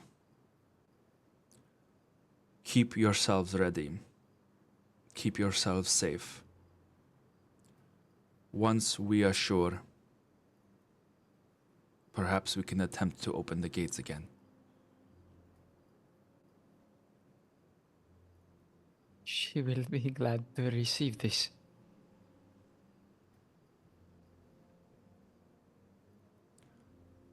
You speak of the gates beneath my home. Or somewhere there, huh? We will start with something slightly smaller, I believe. The gates, he looks over at Ares and he kind of Mount Parnassus. The gates there was Gargantuan would be underselling it.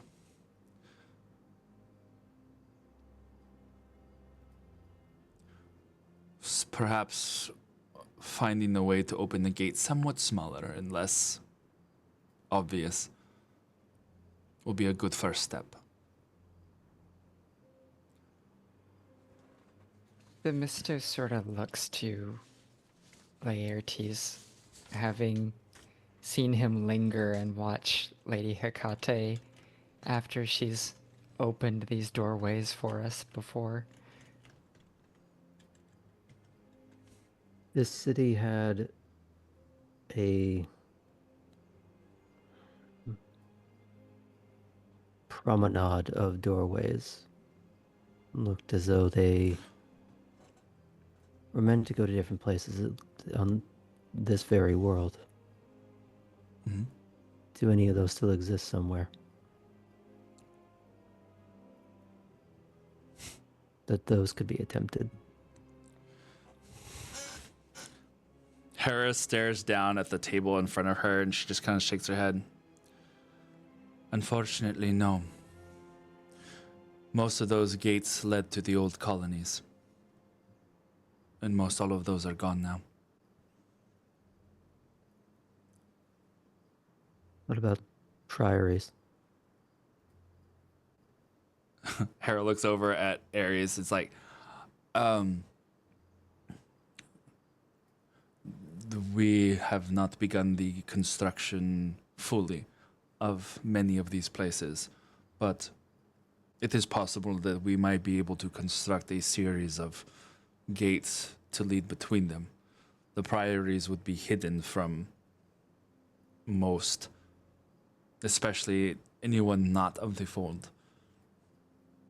But they could act as a quick means of transportation around the globe with the proper resources. Zeus nods his head. Perhaps.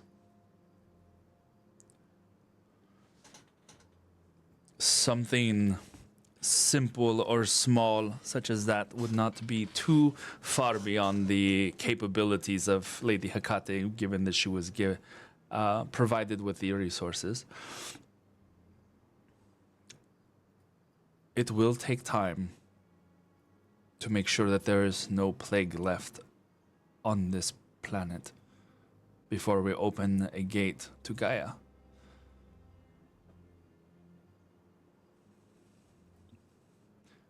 But if we have learned anything over this past millennia,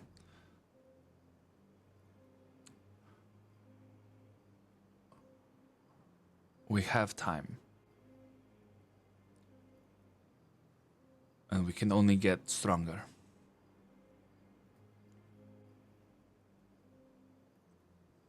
But I do not wish to risk an infection spreading to another place until we are sure that we are clear here.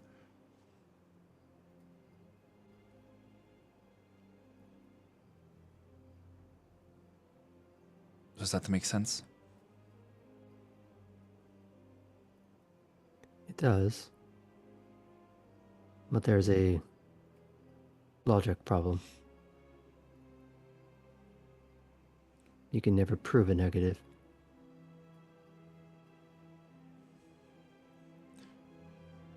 You can sense the plague, can you not? I can. It's also fooled me before. As I've been told, it is clever, patient, adapts. This is true. Then we too will be patient, clever, and adapt. Perhaps something that you can teach to others. Perhaps.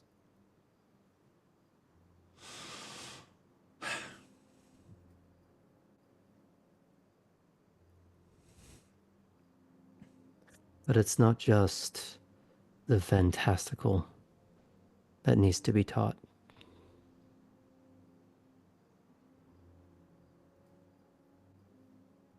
This is a world filled with people. He looks down, well, he brings back up his own hologram of the city. There's a little bit of like, there's a,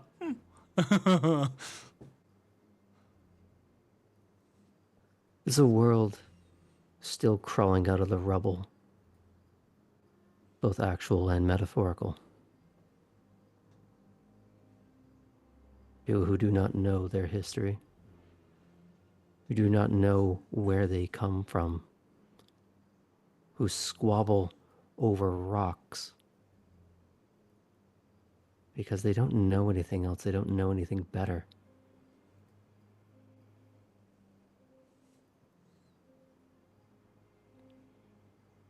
We can do better than this. Hiding away. I understand the point of that, I do.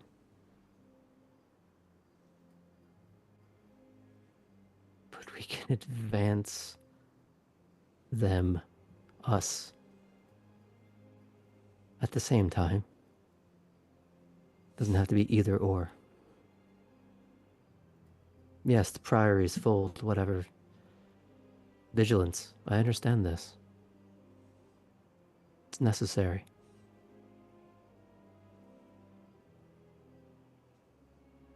But keeping ourselves so separate as to let them squabble in the dirt accomplishes nothing.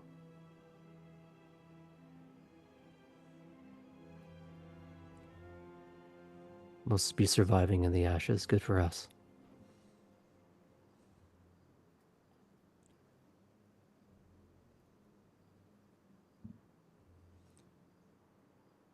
Athena nods.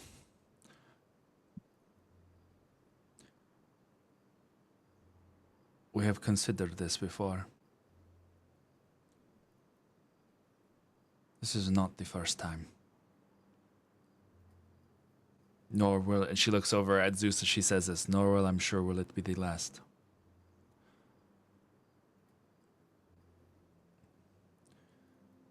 Unfortunately, we have yet to find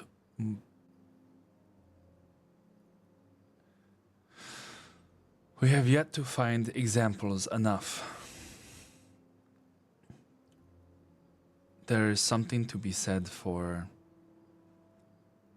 advancing from where we had fallen, and we have fallen far from where we once were. But that squabbling is in the nature of all of us, even amongst ourselves. Not all amongst the Orphics are in agreement, and not all amongst the Orphics are at peace.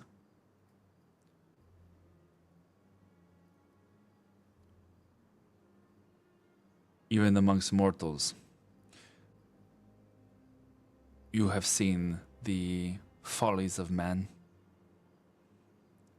You have seen their greed. You have seen the terrors that they have done.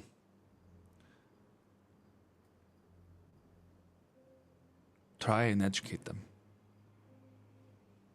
Do what you can to spread intelligence amongst those who would rather obstinance and self-serving. In 700 years, it has been an uphill battle. And some listen, but the majority do not. We continue to strive to do what we can to teach, hence the libraries and schools that we have tried to found. But as just as many as those are created, there are still 3 times more that choose their ignorance, for it is easier to be ignorant than to show responsibility. And given power, advantage, technology, what would they do with it? I too hope that one day we can share these things freely, but small steps. We will continue with small steps. Educate them as best as we can, and hope for the best.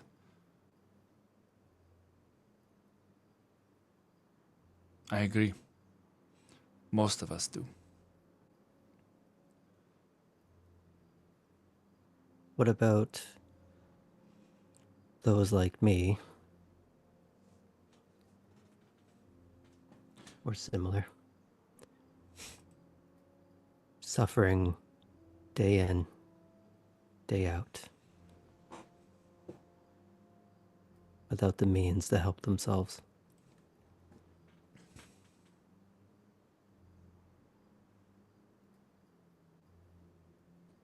We do what we can. By sheer numbers alone, mortals outnumber Orphics by an astronomical quantity.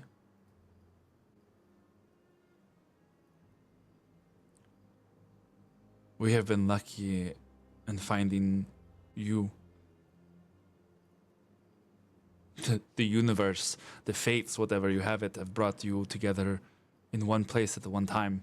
But before this, she looks over at Ares as if to ask for confirmation. He kind of just looks down. We have found an Orphic every 4 to 7 years. There are simply too many people being born too quickly to find them all. But when we can, we try and do our best.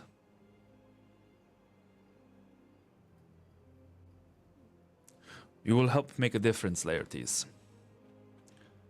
You and the rest of the members in the fold, and the more that we grow, the more our numbers grow, the more we can find others and help others as best as we can. There are plans in place to try and assist with each kingdom, to have a representative amongst them. A guide, a advisor of sorts. It is our goal that eventually we can unify this world. It is from savagery that we are having to struggle out of.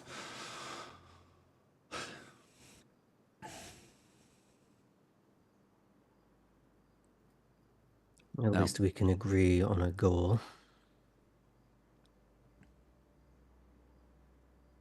It is the goal, Zeus says. Now, he looks to Cyprus.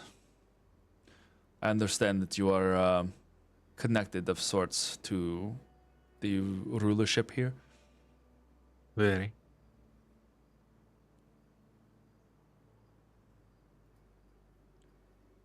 The survivors are a mixed lot. There are many who do not wish to stay. This place has become a graveyard for those that they once knew.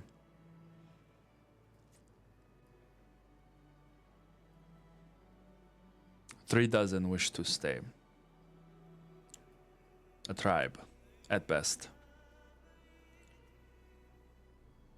375 have been found.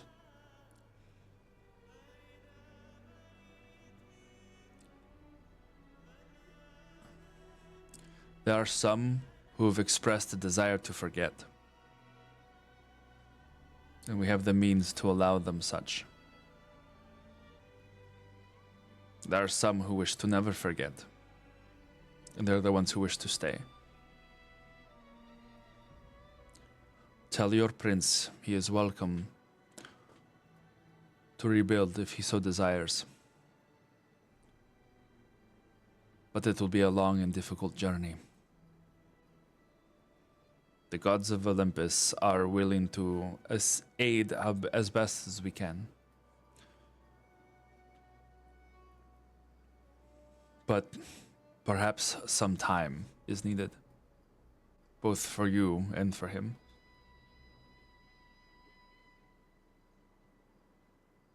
As a member of the Fold, you have access to certain privileges.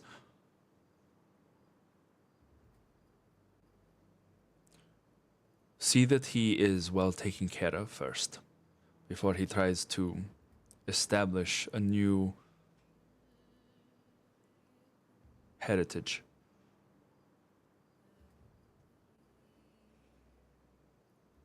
We will be watching and guiding how we can.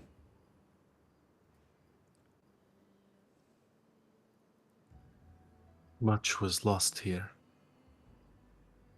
If he decides to leave, I will go with him. But while I am far from a scholar and have never even attempted to tap into the resources that truly were in this city, I hope that we can keep from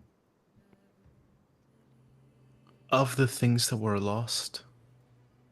I hope we can keep from the things that were lost from fading away.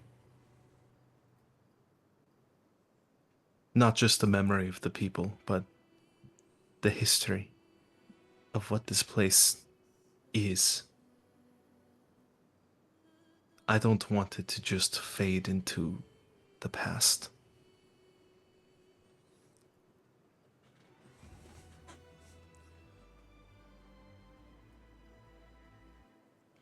I'm sure it will not.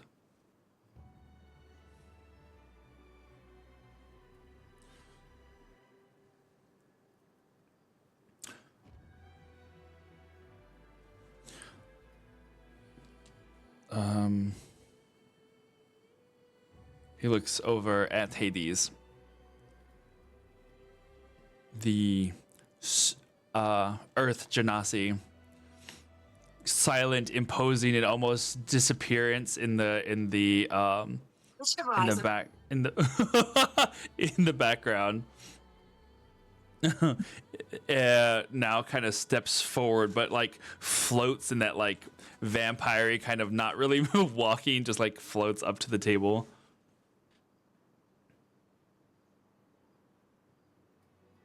He looks over at the Misto. I understand that you have lost a few that are dear to you.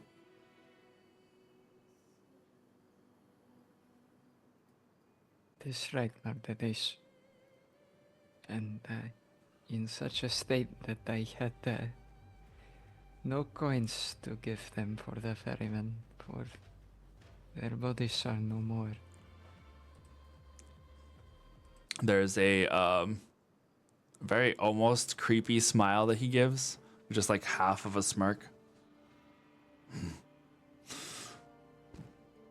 I appreciate your faithfulness to traditions.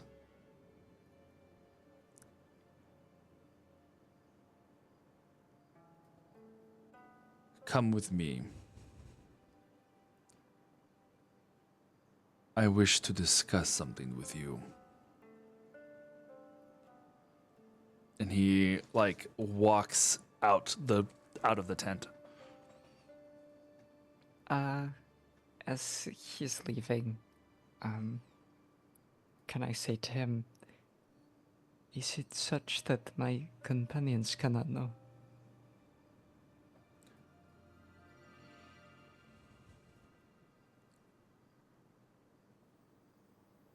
For the time being.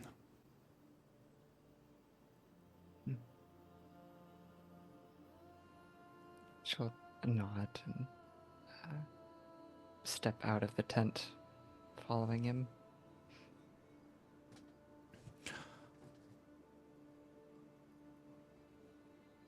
Athena looks over to Laertes.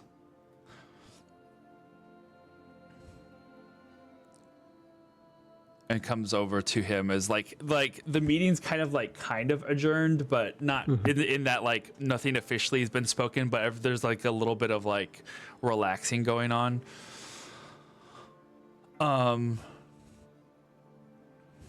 Athena goes over to Laertes, and I appreciate your candor and your viewpoint. There's still much you need to learn. Oh, I'm sure. She looks over at Zeus, who has started talking to Hera for a second.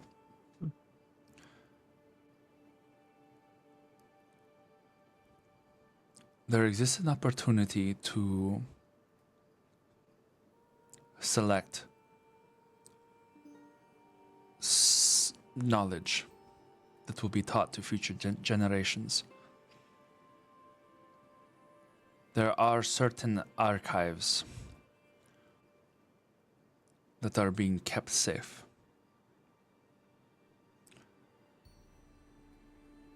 I would like you to help me.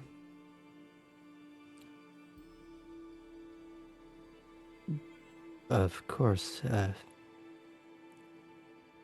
Where would these archives be?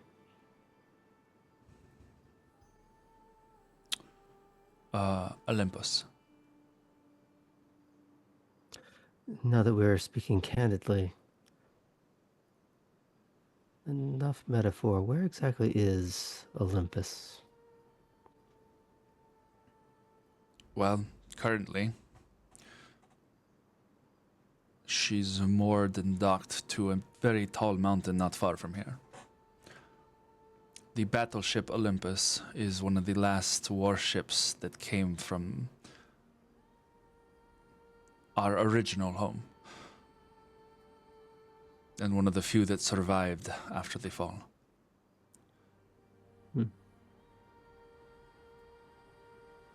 It is where most of us call home.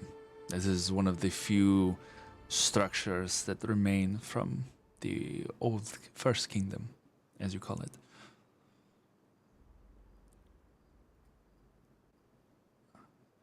There are things that you will have to understand. Reasons for the secrecy. Why some of these things have been kept from mortals. And indeed, how some things are kept from us.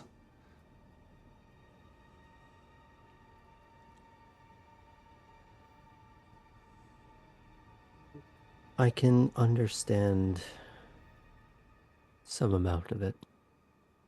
Good. Others I think is folly and cruel.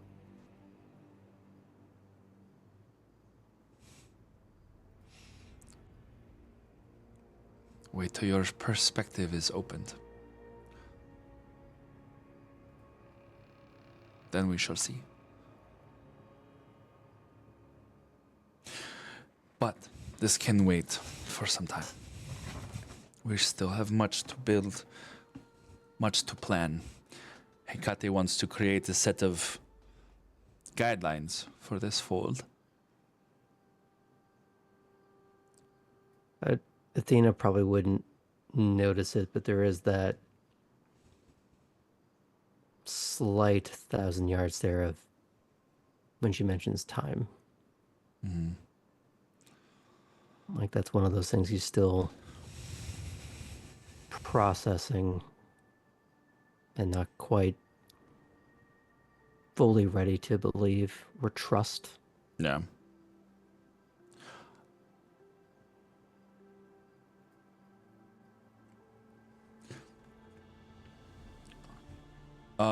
Zeus turns to those who are still here in the tent.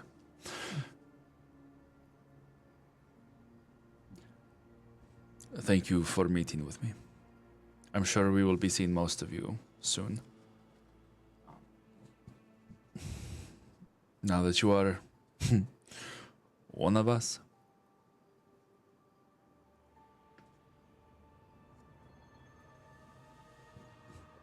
When you say one of us, what word do you prefer?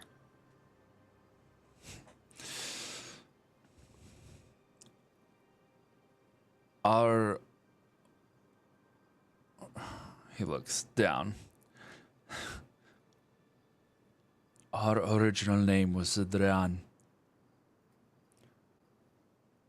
It was an imperium. It was beautiful. But for now, we are Orphics, one and all.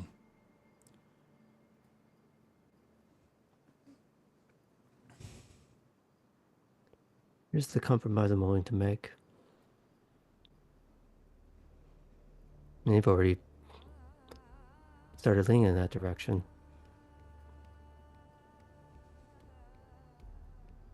Many of the people, at least in this part of the world, look to you as gods.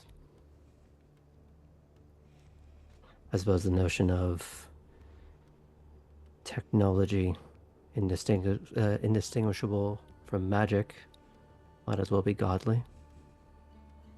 But I noticed you didn't call yourself a god. Call yourself governor. When you spoke to the visitors from above. There's a ripple of prickle that happens to those who of the elder Orphics that are prickle ripple. Prickle ripple. Say that 10 times fast. As the visitors are brought up.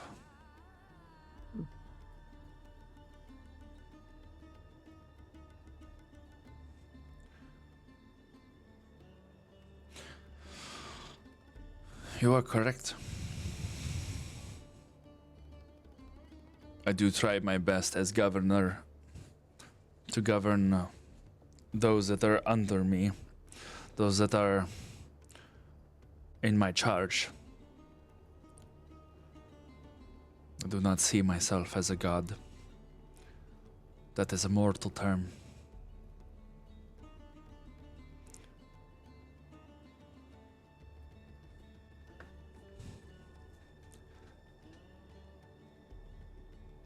It is one of their choice and necessity to try and understand something that they cannot. Perhaps one day they will know the truth.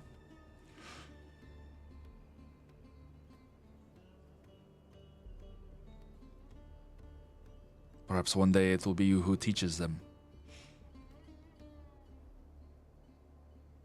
the difference. But until then, we are caretakers of those who cannot take care of themselves.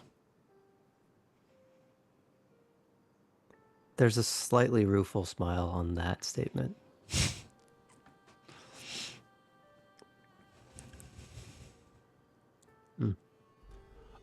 The oh, we're gonna say Astrid. No, it's fine. It's fine.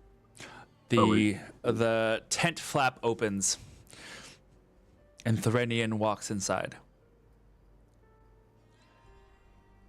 There is a soldier's seriousness to her face, but there is, for those of who know her best, who probably aren't necessarily here in the room right now, but those who know her best recognize the slight facade of sarcasm. Governor, with your permission, I'm going back to my post.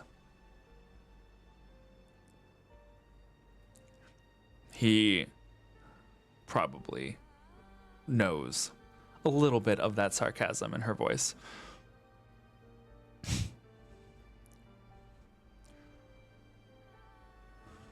She looks at him, and the eyes narrow just a little bit. I hope you know what you're doing.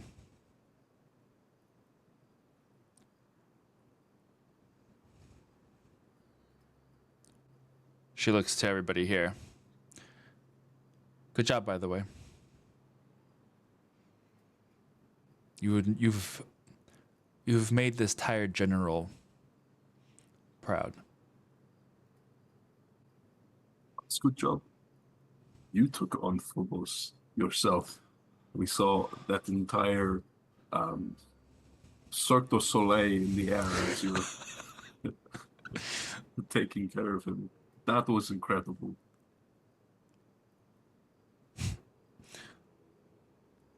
Just doing my job.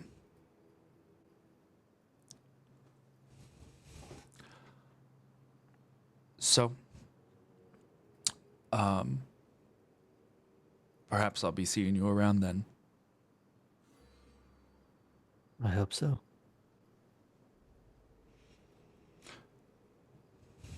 She does the polite military nod to each of you. Does a little bit of a salute to and bow to Zeus.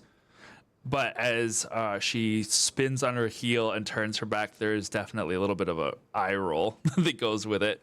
Once her back is turned, she walks out of the tent. Over the moon to see her again. I'm sorry, what did you just say? I'd be over the moon to see her again.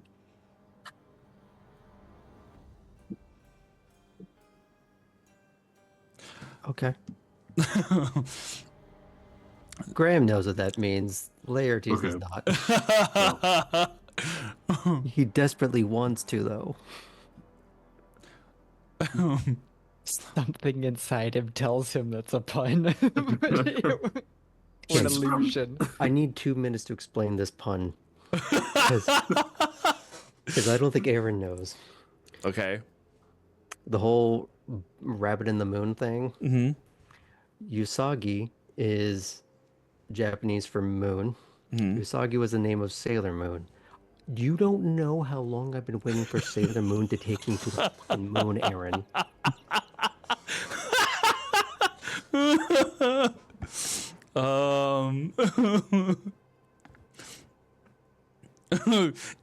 Mika does threatening, just come back in and be like, anybody want to go to the moon?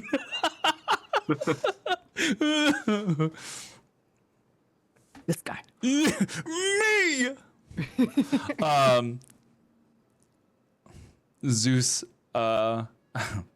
looks at all of you and is like, that's one of the best that we have. He looks over at Cypress. You could probably learn a thing or two from her, if I'm being honest. No need to have that adage at the end, I'm sure. Under the breath invitation. Oh my goodness. Hey kids, want to go to the moon? Hey, back. Oh my gosh. Okay. Beautiful. Well. Okay. You guys are dismissed from the table, from the tent.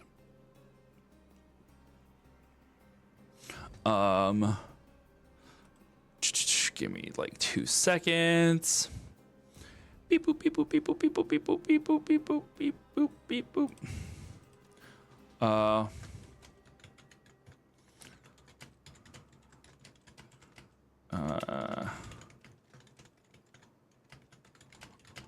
I'm sending you a message, Iskra. Okie Okay. As you guys exit the tent, preparing for whatever you might do next, you see Nike is there waiting for Astrid. You see Themisto, whom Hades is no longer with. Themisto, you have in your hands the... Do you still have the amphora? Yeah. I would imagine that you're probably just looking at it. Mm-hmm. Yeah, Themisto looks extremely contemplative. License. What'd you say, Astrid? Do I see this or am I? I mean, all of... focused on Yeah. Nico? I mean, either one. Like, you can just see that she's standing there, and the night is starting to fall. Therenian, you can see, is like walking down the path towards one of the sail ships.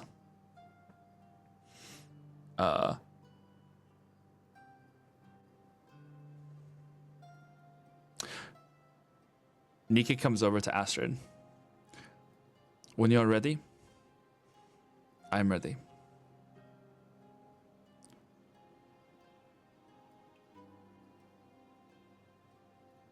I'll go over to.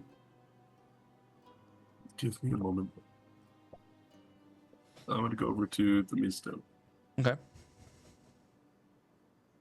Hey, Yeah, but Daniels.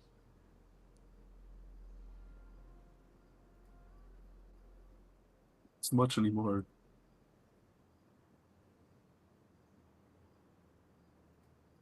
I'm sorry, what's that? You clipped a little bit. Oh shoot, sorry. Not so much anymore. General. No. I wish. How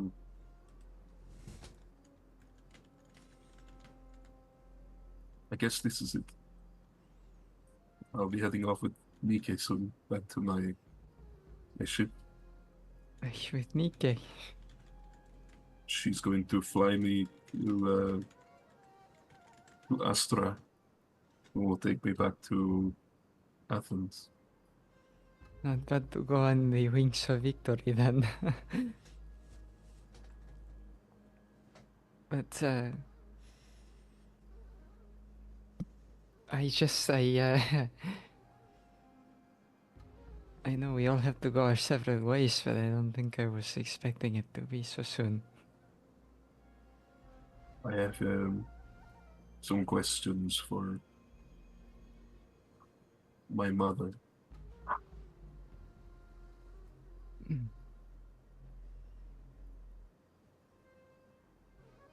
Yeah. I suppose I have some similar conversations to have. That's true.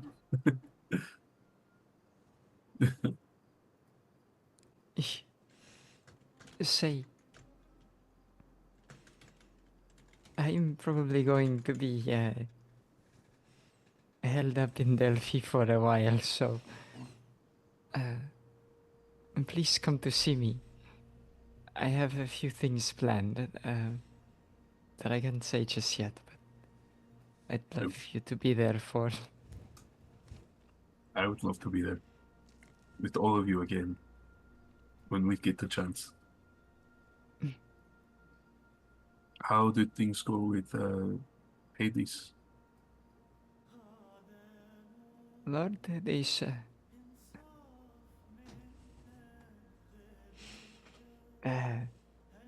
of all the rites and mysteries I learned training under the Pythia to potentially be Apollo Pythios, I to learn a secret from the god of the dead. It has given me a lot to think about. I think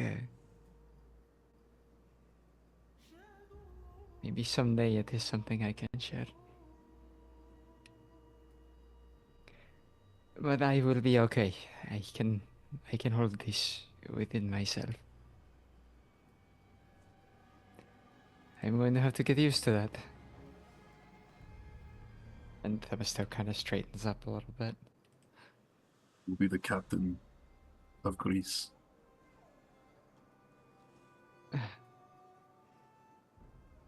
I hope more like a trusted mate. Right. I won't be steering. I'll just give good directions.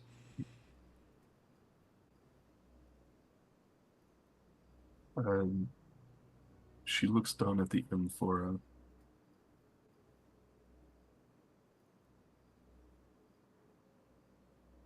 They both found purpose in what they did with us. Hmm. I know what it's like to grieve the loss of family like this. But we must remind ourselves that,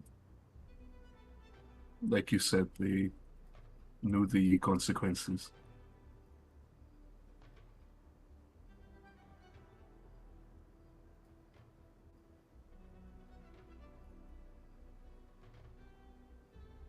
Themisto,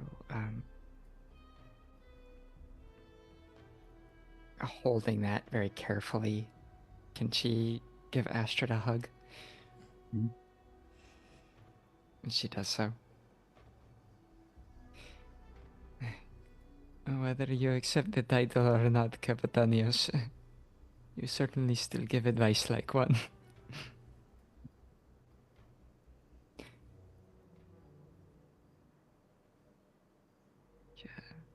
I am going to miss you a lot. I will miss you too. I will come see you in Delphi. Good. And when I get the chance, I want you to see the sea of stars. All of you. That would be something special. I don't know if how much I'm going to be able to take in, but I'll do my best. You've taken in so many things over the past month. This will be one of those things, for sure.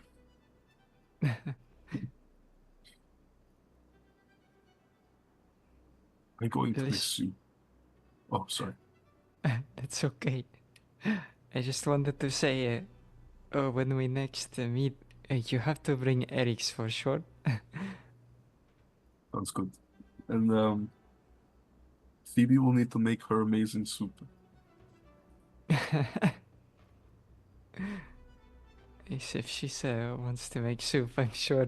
If she wants to I make am soup, curious about this.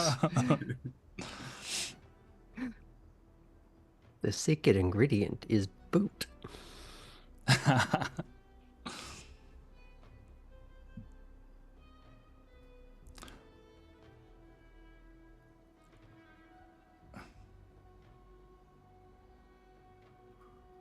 love you, friend. And I know you're going to be a great idea. I love you too, Astrid. After you talk with your mother, what will you do? There are not so many monsters again that need to be slain, but we only managed to kill a few of them. The rest, I'm sure, are in hiding somewhere. I guess that would be my mission. Whatever remains of the plague. Now that we don't have Phobos to look for, I don't know where Baldura is. Who knows what they've become? What forms they take. But if I find a trace, I'll let you all know. If anyone is fit for a task like this, it is you, Astrid. Anyone else, I would tell them to be careful, but...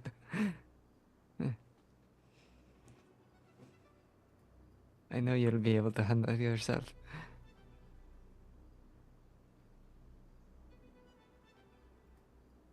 I'm gonna go say bye to the rest. Nike has been waiting on me for like 5 hours now. So. That's what it feels like. Don't forget this ritual practice you've been doing recently. It's been great to watch you grow in this way.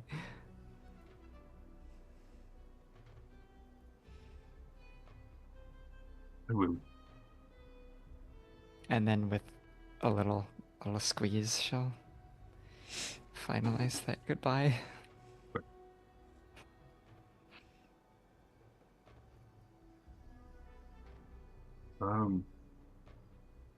Yeah, Astrid will say bye to Cypress and Laertes.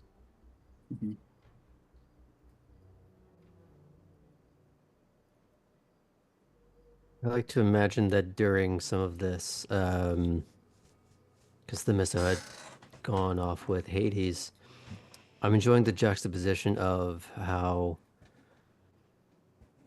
for much of the story, Laertes has sort of on occasion leaned on Phoebe. And right now, because, well, she's not here, but because she's, I'm assuming, dead tired from all the combat and then, going Phoenix mode for a little bit. She's just spent. And I like the idea that he's helping her stand a little bit. We're letting her lean against him, even though he's probably just like, oh, this is a mistake. There's think she would definitely- like that a lot too. No, there's definitely some levels of exhaustion there. Mm-hmm. A couple of good long rests will clear up. My little fusion reactor. We're gonna say Cypress. You're muted. That would explain it. Jeez. Cypress will give Astrid a hug. And mid-hug, he will say, "It doesn't quite feel like a victory. Feels like the things we fought for and with are drifting away."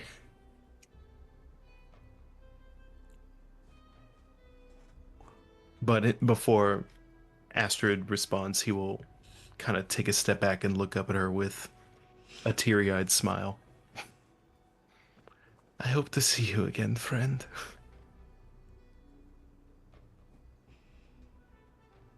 She's gonna open her mouth to say something, but she instead goes to hug him again. And while hugging him, she tells him,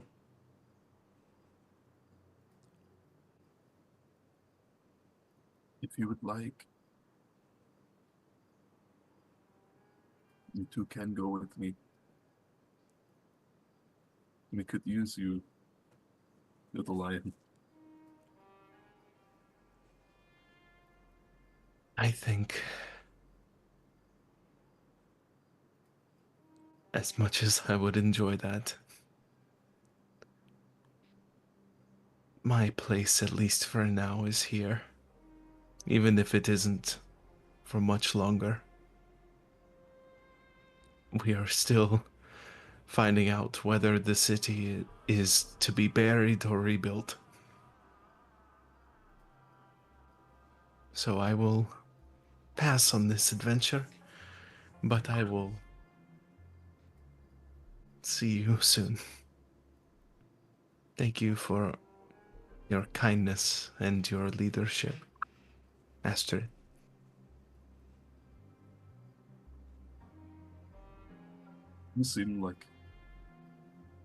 It may seem like this was a loss. The cities have been built with less. The fact that you can still pick up some of the pieces lets you know that there's still some of it around. There's still hope. And what is a city without a great leader? Your partner has that within them.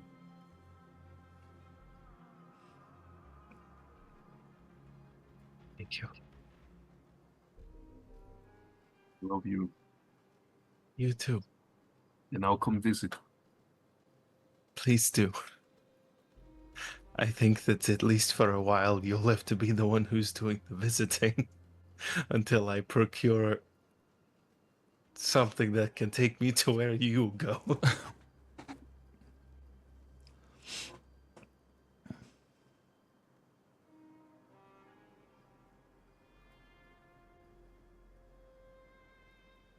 Like all of you do.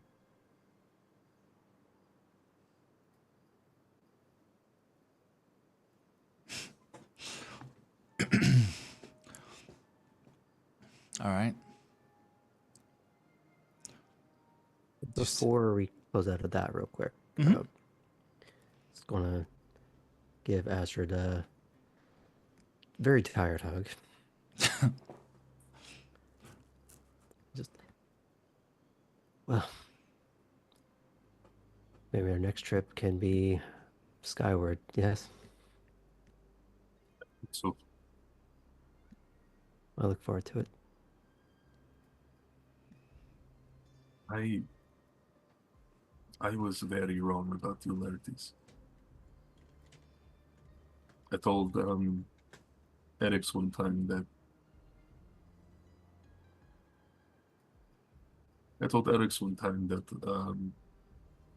the only thing up your sleeve was osteoporosis.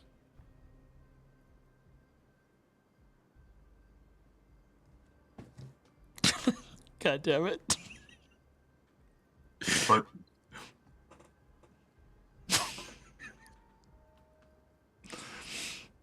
You have to have bones to have osteoporosis.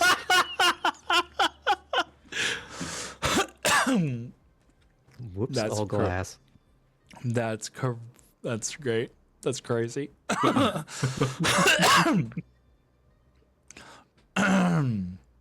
you've been so much more than that, obviously.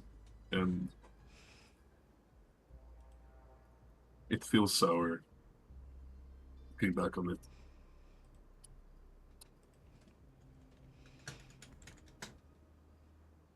You have not let this thing define you. You know you have not let it stop you from your goals. And just that is enough to admire you. And then there's everything else you can do.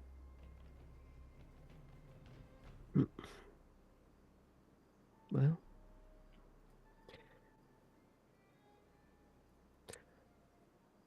my first letter home was to my sister, remarking on how me, of all people, would be going on some ludicrous journey, traveling the seas, getting into this and that. I wouldn't have been able to do even a fraction of that without you there. You made much of that possible.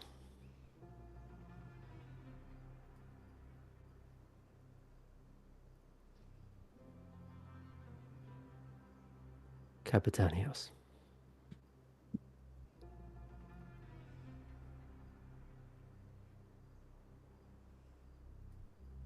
Say the same for you. And I may not be here had you not done what you did at the waterfall.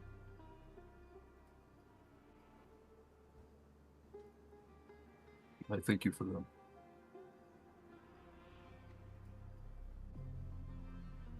Well, perhaps if I keep at it, maybe the ship won't fall next time. I know you'll get there. Just so I can tell Tali I lifted a boat. Next thing you'll be able to make them fly. Oh, there's an idea. What? Well, we'll go see how Olympus works and I'll get back to you. I'll be excited to find out what you are able to come up with. If the mountainside turns to fire, that wasn't me. Sure. Mm-hmm. Sure, Flat. thank you. Flash forward to Pompeii. Ah! Oh no! Oh. Just Tali broadly gesturing. I told him not to do it. Okay. Hey Zeus, what's this button do? That's the prickle rickle button. Yeah, oh no! Beware the prickle rickle. Prickle ripple. Prickle ripple. There you go. Ugh. Okay. I guess we know what we're clipping. Yeah, no. Okay. Astrid. Nike takes you to the Valiant. What? Wait, I hug him when I tell him I Oh. love him. Wait. And then As Nike is dragging her away. Okay, let's go. I'm sure the weary Phoebe would also say something to Astrid, and that she will have something Yeah. for our group chat or table banter to say. we As can tap we- it up. Yeah, so As we weaken a Bernie's her into a hug around Astrid. Yeah, I'm sure we could do that next. We can say whatever was needing to be said. We'll do that next week when she's here.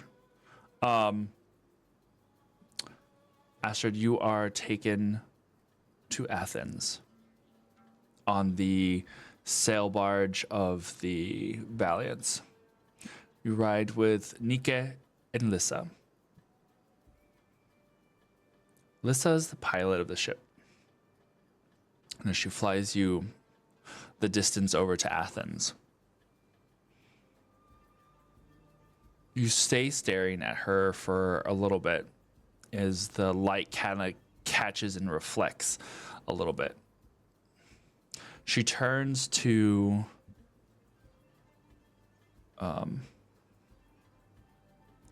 you as she starts to bring the ship down. She is bringing you to a house that was on a hill overlooking Athens. She turns back to you. This is where Astra said to bring you. She turns to you fully as the chair spins around.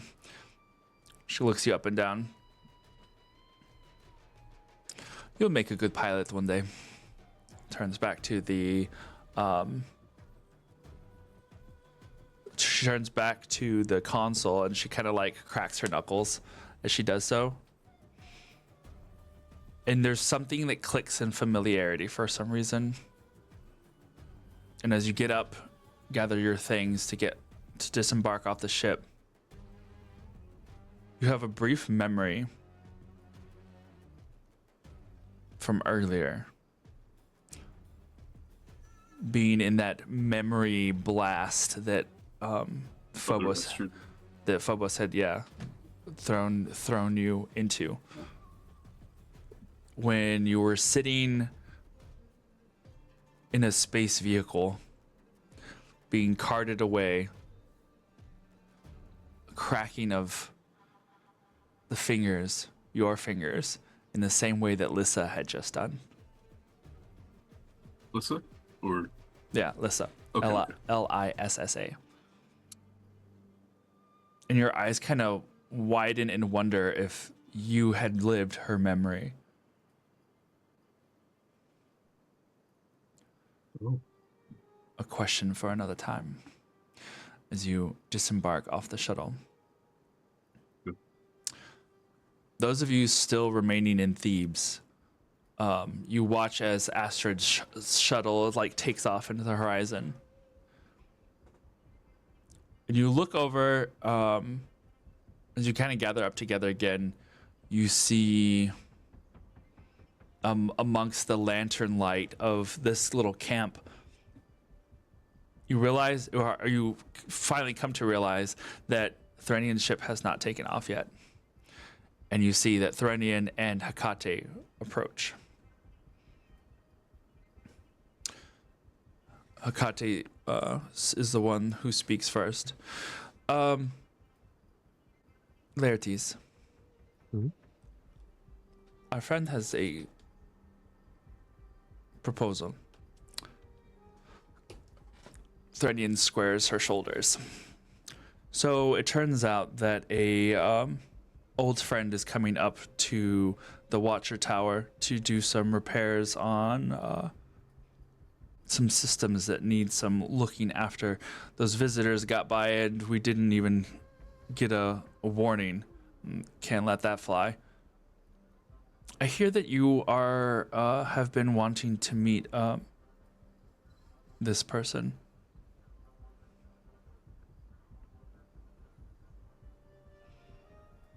And he's going to be shooting a glance between the both of them. Just Hecate looks very proud of herself. Mhm. I may have told her that you're a fan of some of Hephaestus's work. I would be beside myself getting to talk with him about anything he's done. She looks with a self-satisfied smirk over at Threnian. Threnian sighs. Good. You can talk to him instead of him talking to me.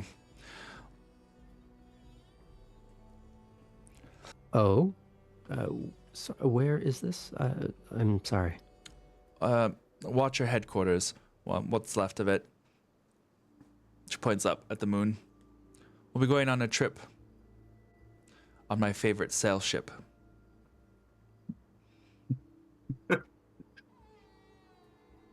Oh, you little Einsteins. He's doing the. What was that? I missed it. He's like, oh, you little Einsteins. Yeah, he kind of does the triple take, like moon, moon. Yes. Are you ready?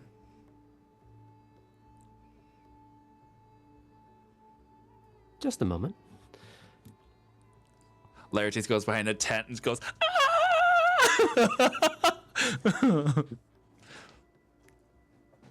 It'd be his turn to go give the little goodbyes, but I just wanted to let a few people know where I'm going before I do anything. She kind of shrugs. All right, I'll be over there. She points at her ship. Going on an adventure?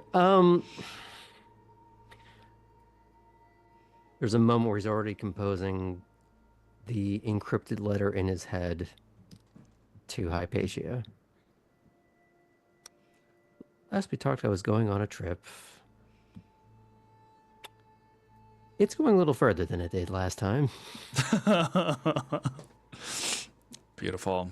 But he's going to walk over to the remaining of the group.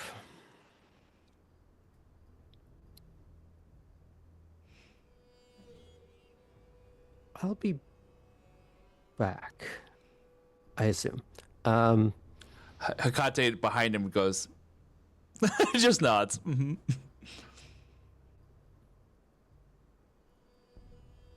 I think I could learn something up there that may be of use down here.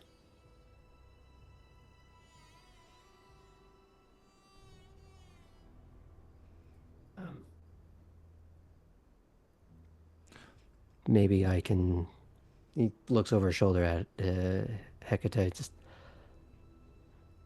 who knows, maybe I'll learn something about how the gate works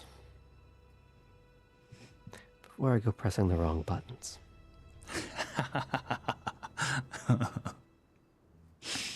Beautiful. All right.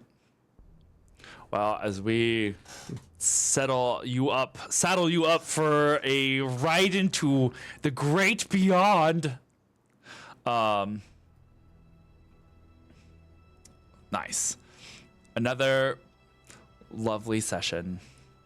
Guys, that's where we close for tonight. Yum.